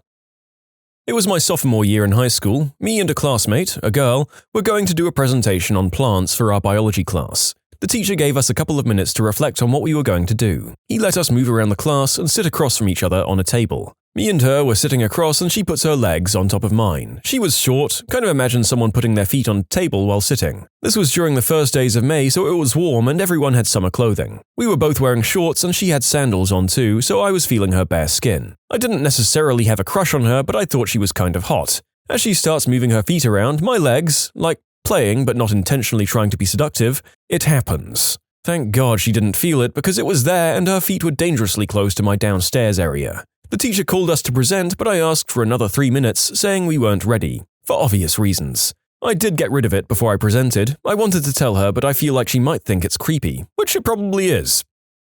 Had to do the old waistband tuck right before walking out on stage for the first time as a 12-year-old in the middle of a school production of Anne of Green Gables. I know a guy who, while on tour, woke up in the van with a mid-afternoon stalagmite when they stopped at a gas station. He did the old waistband tuck to go in and grab a snack and drink. Turns out he misjudged some geometry and also his shirt didn't quite reach his waistband, so he had some helmet poking out. Following a groin injury, got an ultrasound on my junk from a cute nurse. Resistance was futile. Similar thing happened to me. Hot female technician did an ultrasound on my family jewels. Humorous now only because it turned out I didn't have cancer down there. Warm gel, attractive female. Yeah, no way to avoid it. Marine Corps Recruit Department, San Diego, in the recruit separation platoon, being sent home for medical reasons. I was 19 at the time and was sleeping in my rack, surrounded by about 40 other guys, all asleep except the fire watch. We all woke up to the usual screaming of the DI and I had a nice case of morning rigidity. First time it happened while I was there. I sat up and proceeded to immediately splooge in my shorts. These were thin, cheap fabric shorts, reminiscent of 70s basketball shorts. While everyone else hit the line, I had to quickly change and my rackmate stated the reason I wasn't online was, "Sir, Recruit Smithson was too excited to hear your voice and needed to change, sir." Oh God, well I'm sure that your colleagues were nice and understanding about the fact that these things happen and didn't make your life a living misery for the remainder of your time who am I kidding, they definitely did. I just went through the MCRD San Diego, can confirm that random morning stuff loves to show up at the worst times. Had a dude in my platoon get a rager during hygiene inspection one night. It was the hardest time of my life trying to keep my bearing, while the entire time the DI is screaming, "Put it away right now! Get it out of my sight! If light wasn't coming up so soon, I'd have you transform into Jack Black on the quarterdeck." I knew exactly what my drill instructor was talking about, so I proceeded to lose all of my crap. Not everyone understood what he meant. I was in a job interview with my current boss and 3 other people. I was doing a board test, where I work as a teacher, and a board test is when you teach a class based on random topics the interviewers give you, so they evaluate your teaching skills. During it, I got the most random full-mast ever. My boss realized, and all I said was, "That was a hard one. I meant the test, that's what I was trying to say," and she couldn't keep a straight face after that. He became your current boss? Looks like you really stood out from the other applicants. Pizza delivery. You know how awkward it is to walk up to a house holding pizza and an upright soldier? It's bad. Made it worse when the girl asked if it came with the food. This morning I was having breakfast at the Midtown Diner. The bagel was delicious and the coleslaw couldn't be finer. I got a weird look from the waitress as I asked her for the check. I looked down and realized I was inexplicably standing to attention down there. While I've had my fair share of embarrassing raised flags, the worst debacle I've ever seen happened to a kid from my school on the bus. Basically, he and his friend were standing on a cramped bus and then the bus jolted and the kid's reinforced tower slammed hard into his friend's behind, and right at that moment, the stabber let out an accidental suggestive moan. The pandemonium that followed was majestic. The friend shouted that this guy had a hard one and all the kids from my school began to chant the word for it. He had the most mortified expression on his face. It was funny as frick though. You can submit your own stories to be featured here on the channel. The story submission link is in the description below, and if you want to listen to some vibey music in the background, check out easymode, also linked below, and subscribe. High school junior. I took swimming class as my gym class for that year. Without objectifying too hard, all the girls in the class were really good looking and I was a teenage male. I was particularly fond of this one girl that we will call Alexis. Teacher decides to separate us into 3-person teams and have races, where the teacher decides to call out the stroke she wants you to use as you jump in the water off the diving block. And wouldn't you know it, I got teamed with Alexis. She went first, and as we were lined up, as much as I want to say I was a gentleman, I was just fixated on her butt. Right before she dove in, she turned and said, "Try to keep up," and tossed me a wink, and that's all it took. Bathing suit rager inbound. That wasn't going away anytime soon. It was my turn on the block next. As I dove in, I heard the teacher yell, "Backstroke!" I hit the water and thought that there was no way I was swimming on my back looking like a submarine with the periscope up. I swam freestyle and figured I would play it off like I didn't hear the teacher. The entire lap I only thought about my burning lungs and Sally Jessie Raphael, the unattractive morning talk show host, to get it to go away. Even faking a leg cramp to delay getting out of the pool. Bullet dodged, but my gosh, that was a close call. You weren't on a fricking stealth mission with that one, my dude. I was in high school sitting on the bus and I had a chick that I had a crush on. She was standing, so I cracked a joke like, "Your legs seem tired, I've got a seat for you." Told her she could sit on my lap and she took the offer. Somewhere between her contemplation and her sitting, my soldier took to salute her company and, well, she introduced herself to the soldier. I had this happen when I was a cocky as frick freshman. A girl that was either a junior or a senior was complaining that she wanted to sit close to her friend, who was across the aisle, and I go, "You can sit on my lap if you want," as a joke. I would have moved if she'd asked me to move because I was a wimp. Instead, she sat on my lap, and I got real solid real quick, and she could definitely feel it. And she just sat there and chatted with her friend for the 45-minute bus ride while I turned beet red and died. So I was about 13 and somehow had an ex-girlfriend. We'd dated for 3 months, but back then it was a big deal. Anyway, we were in history together and I overheard her talking to one of her friends. She literally said, "Literally all you have to do is touch him and he'll get a rager." Hearing this, for some reason, brought me to full attention. The bell rang a minute later. So this isn't a story about me, but I am a 9th grade teacher. I teach a public speaking class and one day we were playing a game. It was a game where we were telling a story, then someone had to come along and add to the story. I called time at 1 minute, and they would have to switch with another storyteller. I noticed this boy kept pulling down his shirt and realized, holy crap, he was totally hiding one. I called time at 40 seconds. I hope no one else in the class noticed. It must be hard being a 9th grade boy. That is a lot more considerate than some teachers, and I sincerely hope that your efforts saved that young sir some serious mockery. Hats off to you. I was in algebra in high school with my crush. I remember her wearing a nice blue shirt that day before 3 things happened to me. 1, I wasn't paying attention. 2, I wasn't particularly good at math. And 3, I had a random half-mast going on, maybe caused by said crush. I got called up to the board to solve a problem. The thing wouldn't have been an issue had I continued to sit down, but the sudden motion and shifting of my whole body caused my second brain to go from 50% to 100% in the time it took me to get up to the board. So here I am facing the wall with a raging monster that I know my teacher can see, holding a marker and staring at a math problem I didn't know how to solve. Bless my teacher's heart for walking behind me and talking me through the problem until Junior calmed down and I could go back to my desk defeated and embarrassed.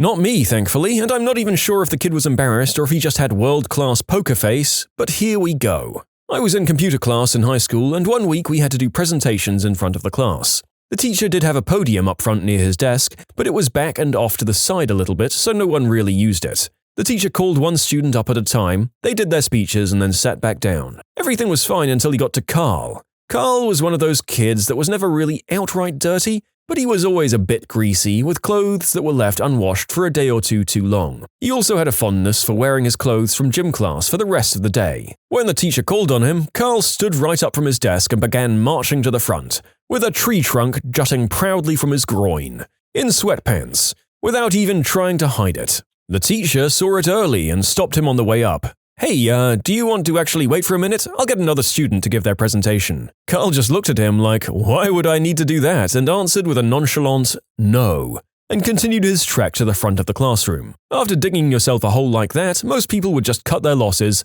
and make a beeline for the podium to give their speech and wait for things to settle down. Not Carl. Carl strode confidently to the front of the class and started giving his speech. Most of the class was either trying not to laugh, laughing, looking away, or a mixture of all three. Carl didn't care. He gave his speech in full view of everyone without missing a beat, all while sporting the kind of supremely obvious pitch a tent stick that only sweatpants can bring you, and fully ignoring it was even happening. When Carl finished his presentation, he took a little time to organize his notes in front, then walked back to his seat like nothing had happened. He was still rock hard and he still didn't care.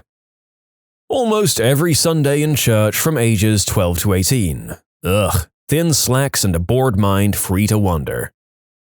I was swimming in a pool with some friends, one of whom I had a crush on. I usually have a GoPro with me to document possible shenanigans. All of them decided it would be fun to get the GoPro from me, so naturally I hid it in the pocket of my swim trunks. Now, I've had a rager for the entire time this was happening, so putting it in my pocket wasn't the best idea. My crush found out where the camera was and reached into my pocket. She did not grab the camera. I pulled myself away and hoped she couldn't tell the difference between a hard member and a GoPro. Back in high school, I was sitting around talking with some friends after lunch. It was a big group of us, boys and girls. We were all just talking, BSing about whatever, and suddenly I look over and my buddy is looking at me, laughing and whispering to the girl next to him. Then she looks at me and starts laughing. I have no idea what's going on. Other people start looking across because of their commotion, and eventually everyone sitting across from me in the circle were looking at me laughing. I'm stumped. I know it's me somehow, but I don't know what they're looking at. I start checking that my hair wasn't sticking up or that I'd spilled some food on my shirt. I'm starting to panic a little bit more, and more of the group is laughing at me. It's like one of those dreams where you're in class, undressed, and everyone laughs except it isn't a dream, and I can't figure it out. Finally, I look down. Like, what the frick is going on here, and I can see it. Back then, really loose jeans were the style one wore, and mine were oversized and really loose on me. So while I didn't have a full mast, a huge fold of fabric right on the fly area was sitting up well on its own, and as far as anyone could tell, I was just sitting there talking to all my friends with a monster. Naturally, I reacted with the measured confidence of your average 15-year-old kid and panicked. I started imploring that it wasn't really what they thought it was, making them all laugh harder in disbelief. So in a fit of desperation, I decided to demonstrate as much by slapping down the fly of my jeans to flatten out the fabric to make my case. Naturally, with only a loose bit of fabric between my full-speed hand and my deflated junk, I make contact with my soft sir at full speed and proceed to give myself the mother of all package checks, which of course makes it look like I just smacked the ever-loving crap out of my raging mini-me, having the exact opposite effect that I'd intended. So now I'm falling out of my chair in near tears, 70% pain, 20% embarrassment, and 10% laughing at myself. And all of my friends are just laughing even harder, now that I've seemingly confirmed their suspicions. So there. Yep, I think most men my age have had the experience of desperately and guiltily trying to demonstrate that a fold of loose pants fabric is indeed just that. Never helps the situation. Oh well. 8th grade English, my friend John sat next to me and had a really cute girl sit next to him on the other side. We had one of those very thick textbooks, like 1,200 pages or something. One afternoon, while the teacher was talking and writing on the board, John leans over and taps me on the shoulder.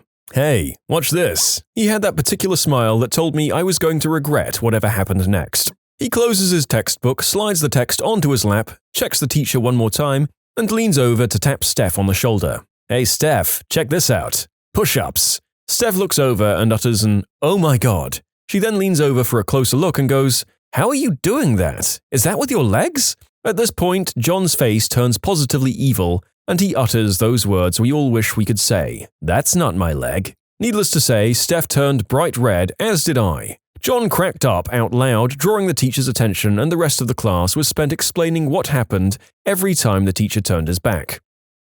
Well, it was 6th grade and I had a hot teacher, Mrs. K. It was the middle of the year and it was a boring day. Me being 12, I saw that she had on pantyhose and a miniskirt, so I began to daydream. I was completely solid and then she began another assignment. Problem was that she asked someone to pass it out, and that someone was me. So I got up and walked around like a duck with my hands in my pockets and walked super slowly and passed them out with one hand. Every guy knew why.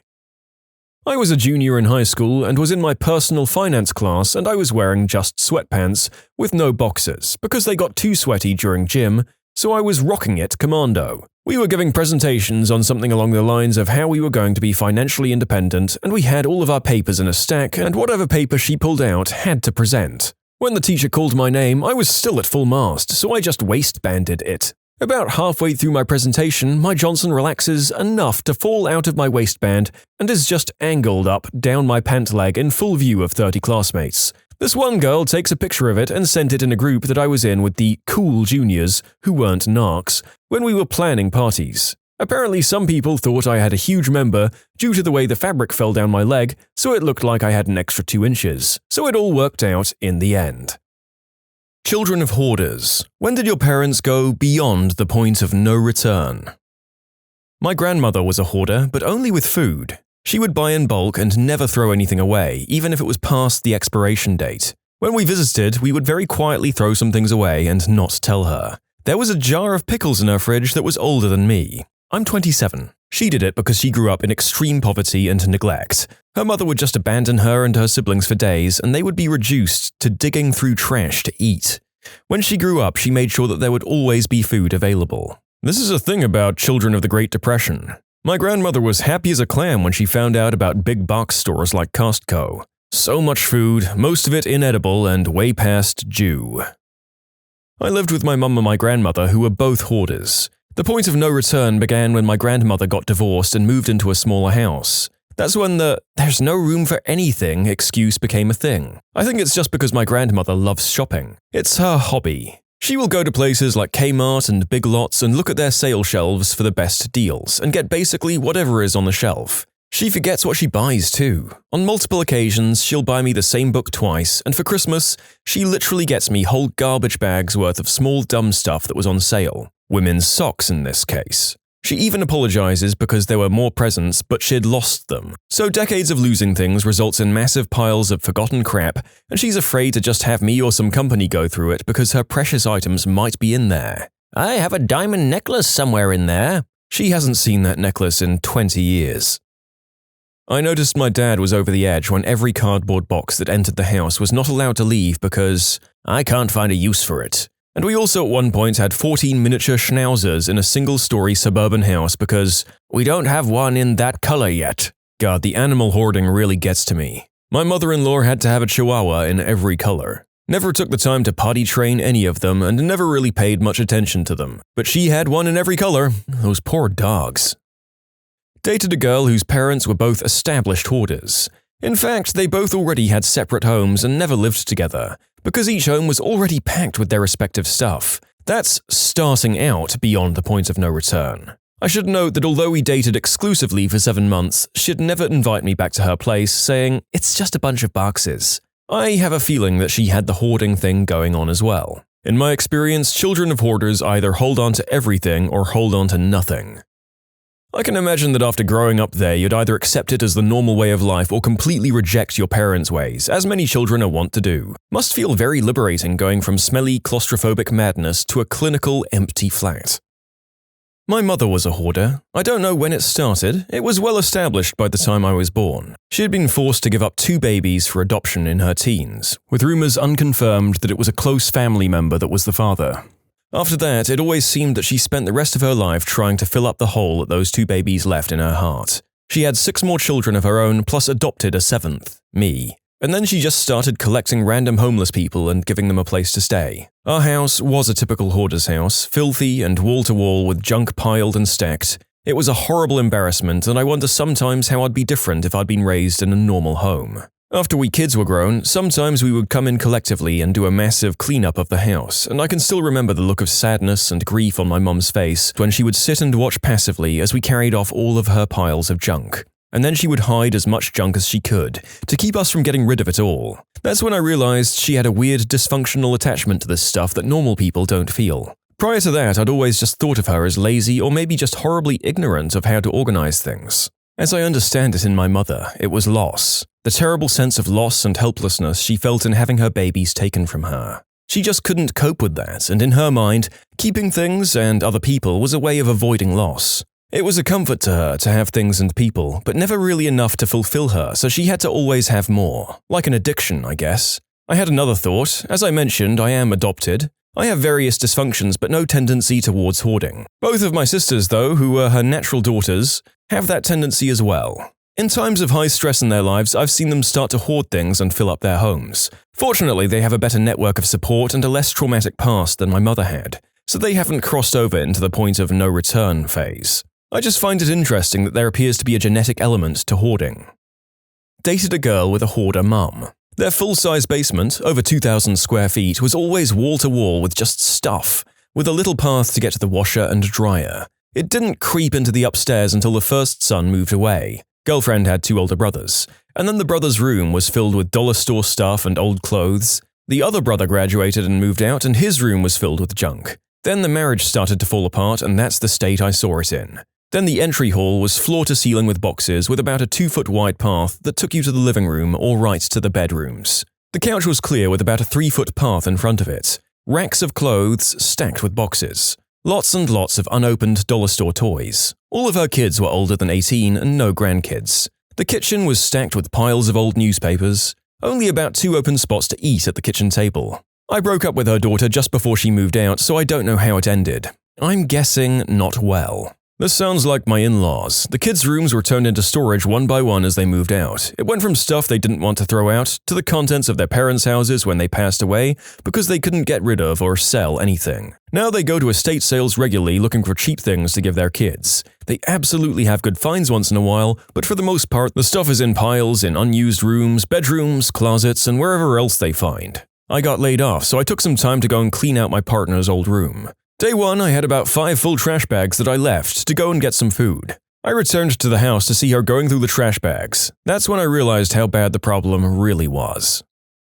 Not my parents, but my grandmother. After her husband died, she started buying all kinds of things she didn't need. My parents live 8 hours away from her, and her other daughter is sick and can't drive, so no one knew how bad stuff was getting. Now, we knew she had those tendencies, we knew that she bought a lot of stuff, and we knew she didn't clean very well. But we had no idea how bad it actually was. She had a stroke in January and she wanted to be in her own home. So my aunt, the one who can't take care of herself, moved in to try and help her get back on her feet. Predictably, this was a terrible idea. She lasted 6 weeks. During this time, I drove up to visit and was absolutely appalled. They were eating delivery every night because the kitchen was unusable. Just piles of crap that covered all the counters and stove. We later found out that the stove didn't even work, and blocking you from even entering the kitchen. All over the house there was just trash and crap. And oh god, the mice. So many mice. I think I saw a snake too. I told my aunt at that time that she needed to get grandmother help. Keep in mind that my aunt really couldn't even take care of herself, and she kept insisting they were fine. When I got back home, I called my mum and told her how bad it was. She was in the process of taking off from work when my aunt and grandmother had a terrible falling out. So my mum and dad went over there to take over. I drove up to help and we spent an entire weekend cleaning out 2 bedrooms. Yes, it took an entire weekend for 2 bedrooms. She had 35 Christmas stockings that still had the tags on them. She had probably had 10 years of newspapers in her living room, and when I was there, I offered to take some of them out. She got really upset and flustered and kept telling me no, she was going to go through them. Seriously, 10 years. That's when I started to realize it wasn't just mess, there was something really psychologically wrong. She got really agitated just by anyone being in her house, but to be honest, she's always been like that. When my sister and I were younger, the family would stay at their house when we visited, but she'd never give us the key. If we came back from visiting other relatives and Oma and Opa weren't at the house when we got there, we had to either go somewhere or wait in the car till they got home and let us in. So we really weren't too surprised that she didn't want anyone in her house. Once we realized the reason, I think it was because she knew how bad it was, though she actively denies it. Just being in the house for more than 10 minutes, our eyes started watering and our noses got really congested. It was clearly a really unhealthy environment. The amount of mouse scat we cleaned out of the cabinets was probably a biohazard. We should have worn the masks from the bathroom, but we'd already thrown them out. She ended up having to go home because she couldn't stay by herself, and no one can stay in that house. She had a live-in nurse for a very short time, and that person was like, "What the heck?" and quit. We still haven't finished the house, and to be honest, probably never will. Thanks for listening, it really is helpful to write out. Gosh, this was actually really cathartic. I don't know if any of our listeners are getting the Lady Macbeth-like compulsion to scrub their skin clean until it's raw. Doing these stories for so long is making the narrator feel dirty. During my 20s, Dad developed traits he hadn't exhibited before, including hoarding. He had an undiagnosed tumor in his right temporal lobe. That's an area of the brain responsible for high-level functions, motivation, prioritization, a few other things. He literally didn't know when he was finished reading the newspaper, so he kept years of newspapers stacked in his place. He was terrified of losing something important if anything got thrown away. What finally got him on track to proper treatment was a CT scan. Obviously, hoarding has many different causes. This cause is rare. But in case it helps anyone listening, other symptoms included deterioration in various organizing skills, and he gradually developed a short temper. The condition went undiagnosed until it impaired his spatial skills and his balance. This type of ailment usually gets diagnosed because of headaches or seizures, which aren't present in every instance. Dad got his diagnosis late in the game. He wouldn't have survived another month without treatment. In technical terms, it was a 5.5 centimeter grade 4 astrocytoma with a 10 millimeter midline shift. Surgery and radiation therapy brought him 2 years, and most of that was quality time, which was as good as medical science could do. Since then, a new medicine called Temodar has been approved to treat that condition, so outcomes are a little better now. It was still a very rough diagnosis. He was disabled for the rest of his life, but his thinking was somewhat clearer. In layman's terms, there was healthy but swollen tissue that returned to normal function. On the other hand, if you're able to get someone diagnosed while they still have a grade 1 or grade 2 astrocytoma, then the outcome can be much better. Only about 16,000 Americans each year develop primary brain tumors, so don't worry too much. Yet, if someone reading this notices sudden hoarding behavior in a relative, along with hand tremors and personality changes, it would be worth asking a doctor whether diagnostic tests are appropriate. You can submit your own stories to be featured here on the channel. The story submission link is in the description below. And if you want to listen to some vibey music in the background, check out easymode, also linked below, and subscribe. I think it was when my dad left, about 15 years into their marriage. I grew up in a messy house, but not hoarder-level messy. I know my dad cleaned up a lot too. After my parents got divorced, my mum went off the rails. Depressed and lashing out and no cleaning. It was a while ago, so I was pretty young, but I think this is also when she started buying excessive amounts of stuff and never throwing anything out. I know she doesn't feel like her job has much value, so I think she derives a lot of satisfaction from buying gifts for people. She used to go through our trash at night and wake us up screaming if we'd thrown anything out that could be useful again. As bad as it got after my dad left, my siblings and I still used to clean all the time, so it wasn't horrendous. We'd periodically clean out the fridge and clean rooms of the house. After we all moved out, it got really, really bad. Just piles of crap completely covering every surface. She still buys way too much crap and gets furious if we try to stop her. I receive boxes of stuff all the time as gifts and I just donate it immediately. I don't even want to thank her for it, for fear that she'll start buying more as gifts. As a result, I've worked pretty hard to be a tidy person and throw out stuff on the regular. I freaking hated growing up in that mess, and I would never date a girl who was messy at all. Just don't want to risk raising kids in the same environment where I grew up. As an addendum, I've noticed a lot of children of hoarder parents feel hurt or resentful that their parents chose their stuff over them. I don't feel this way at all. I know she's incapable of cleaning. I don't see her learning how to do that for me or my siblings for anything. I've watched her spend hours trying to clean even one area of the couch, sobbing with frustration and not even being able to do it. Honest question. As people who've had personal experiences with hoarding, what's your opinion of the TLC show Hoarders? Do you find it offensive or do you think it makes others more empathetic because they can see that it's a mental illness? I too watch it if it's on, and I see it as I'm channel surfing. I see the show as somewhat exploitative, but it also gives me insight into my own parents' lives together, and it helps me understand my mum's compulsions a little better, and hopefully curb my own. I'm not good at throwing things away either, and have a tendency towards storing things that I don't have any use for. My mum hoarded after her parents died. She was unable to let go of any of their things, and it just got worse and worse. She was already a clutterbug, making numerous copies of every single piece of paper that she thought was important to family history. She was a genealogist, and buying multiple copies of newspapers, books, and things that had anything in them about our family members, her genealogical work, and the towns where our families originated.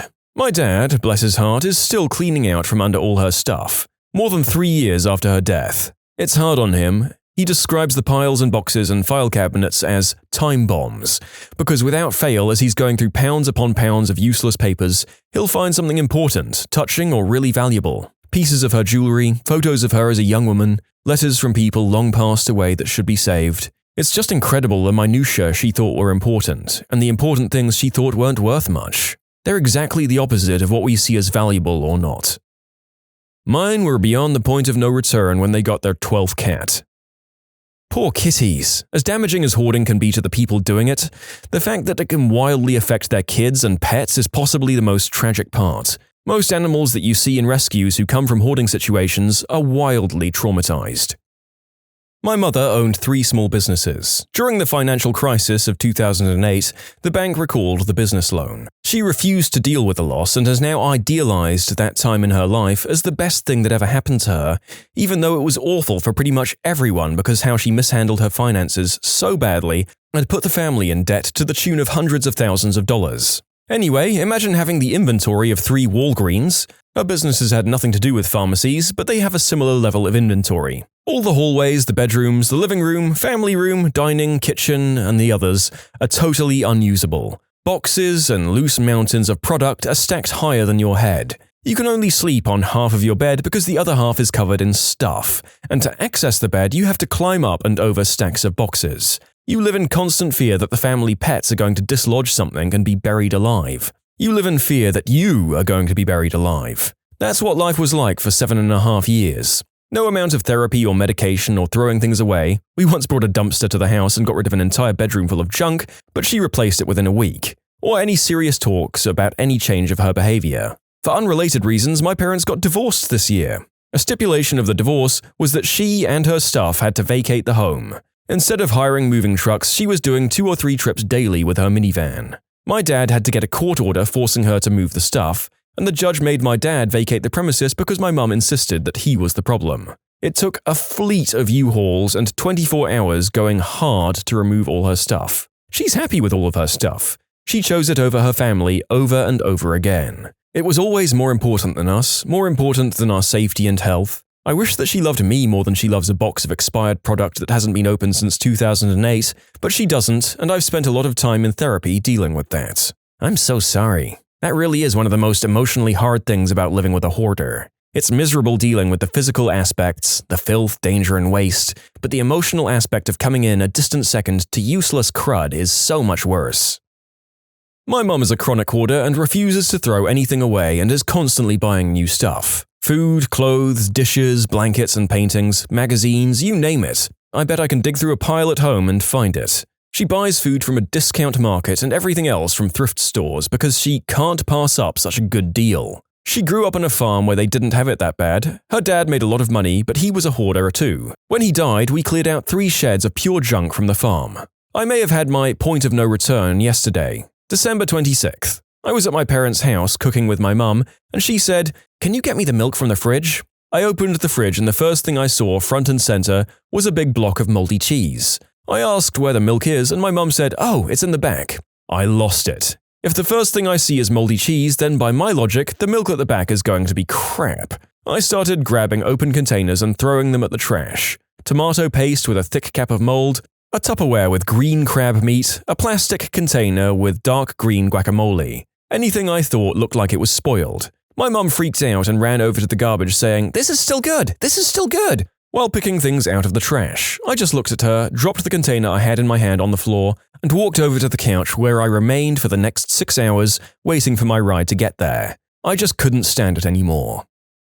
My father-in-law is a hoarder. I have to purge things at home to keep my wife from falling into this. For him, he sees value in everything. He won't part with anything. It's like cutting out his soul to clean out the trash. He has 30-year-old catalogs from companies that don't exist. We've had to clean out his kitchen, bathrooms, and living areas annually. The big problem is he's a farmer with tons of space, barns, sheds, and a very large house. We're dreading the day he passes away. Not for the loss, but the mess we'll have to address before we liquidate his house. You probably already do this, but be careful with your purges and your wife. A common, well-known trigger for hoarding is someone or something else taking one's possessions away. We've had the talk several times, and I'm gentle. I found out that if we do it as a weekly task, it has become routine and she deals with it easier. Never just out of the blue instantly, time to purge. I make sure that she takes responsibility with what she purges as far as personal stuff goes. Newspapers are an automatic throw-out. I would like to cancel the paper, but she wants to hang on to it. I have the opposite problem. My mum is a minimalist. She's also emotionally remote, and growing up, all love was conditional. I think she wanted the appearance of a perfect household and a perfect life. Any grade less than 90% was punished, and bathrooms were cleaned out twice a week. So she'd go through the house and throw out anything that was out of place.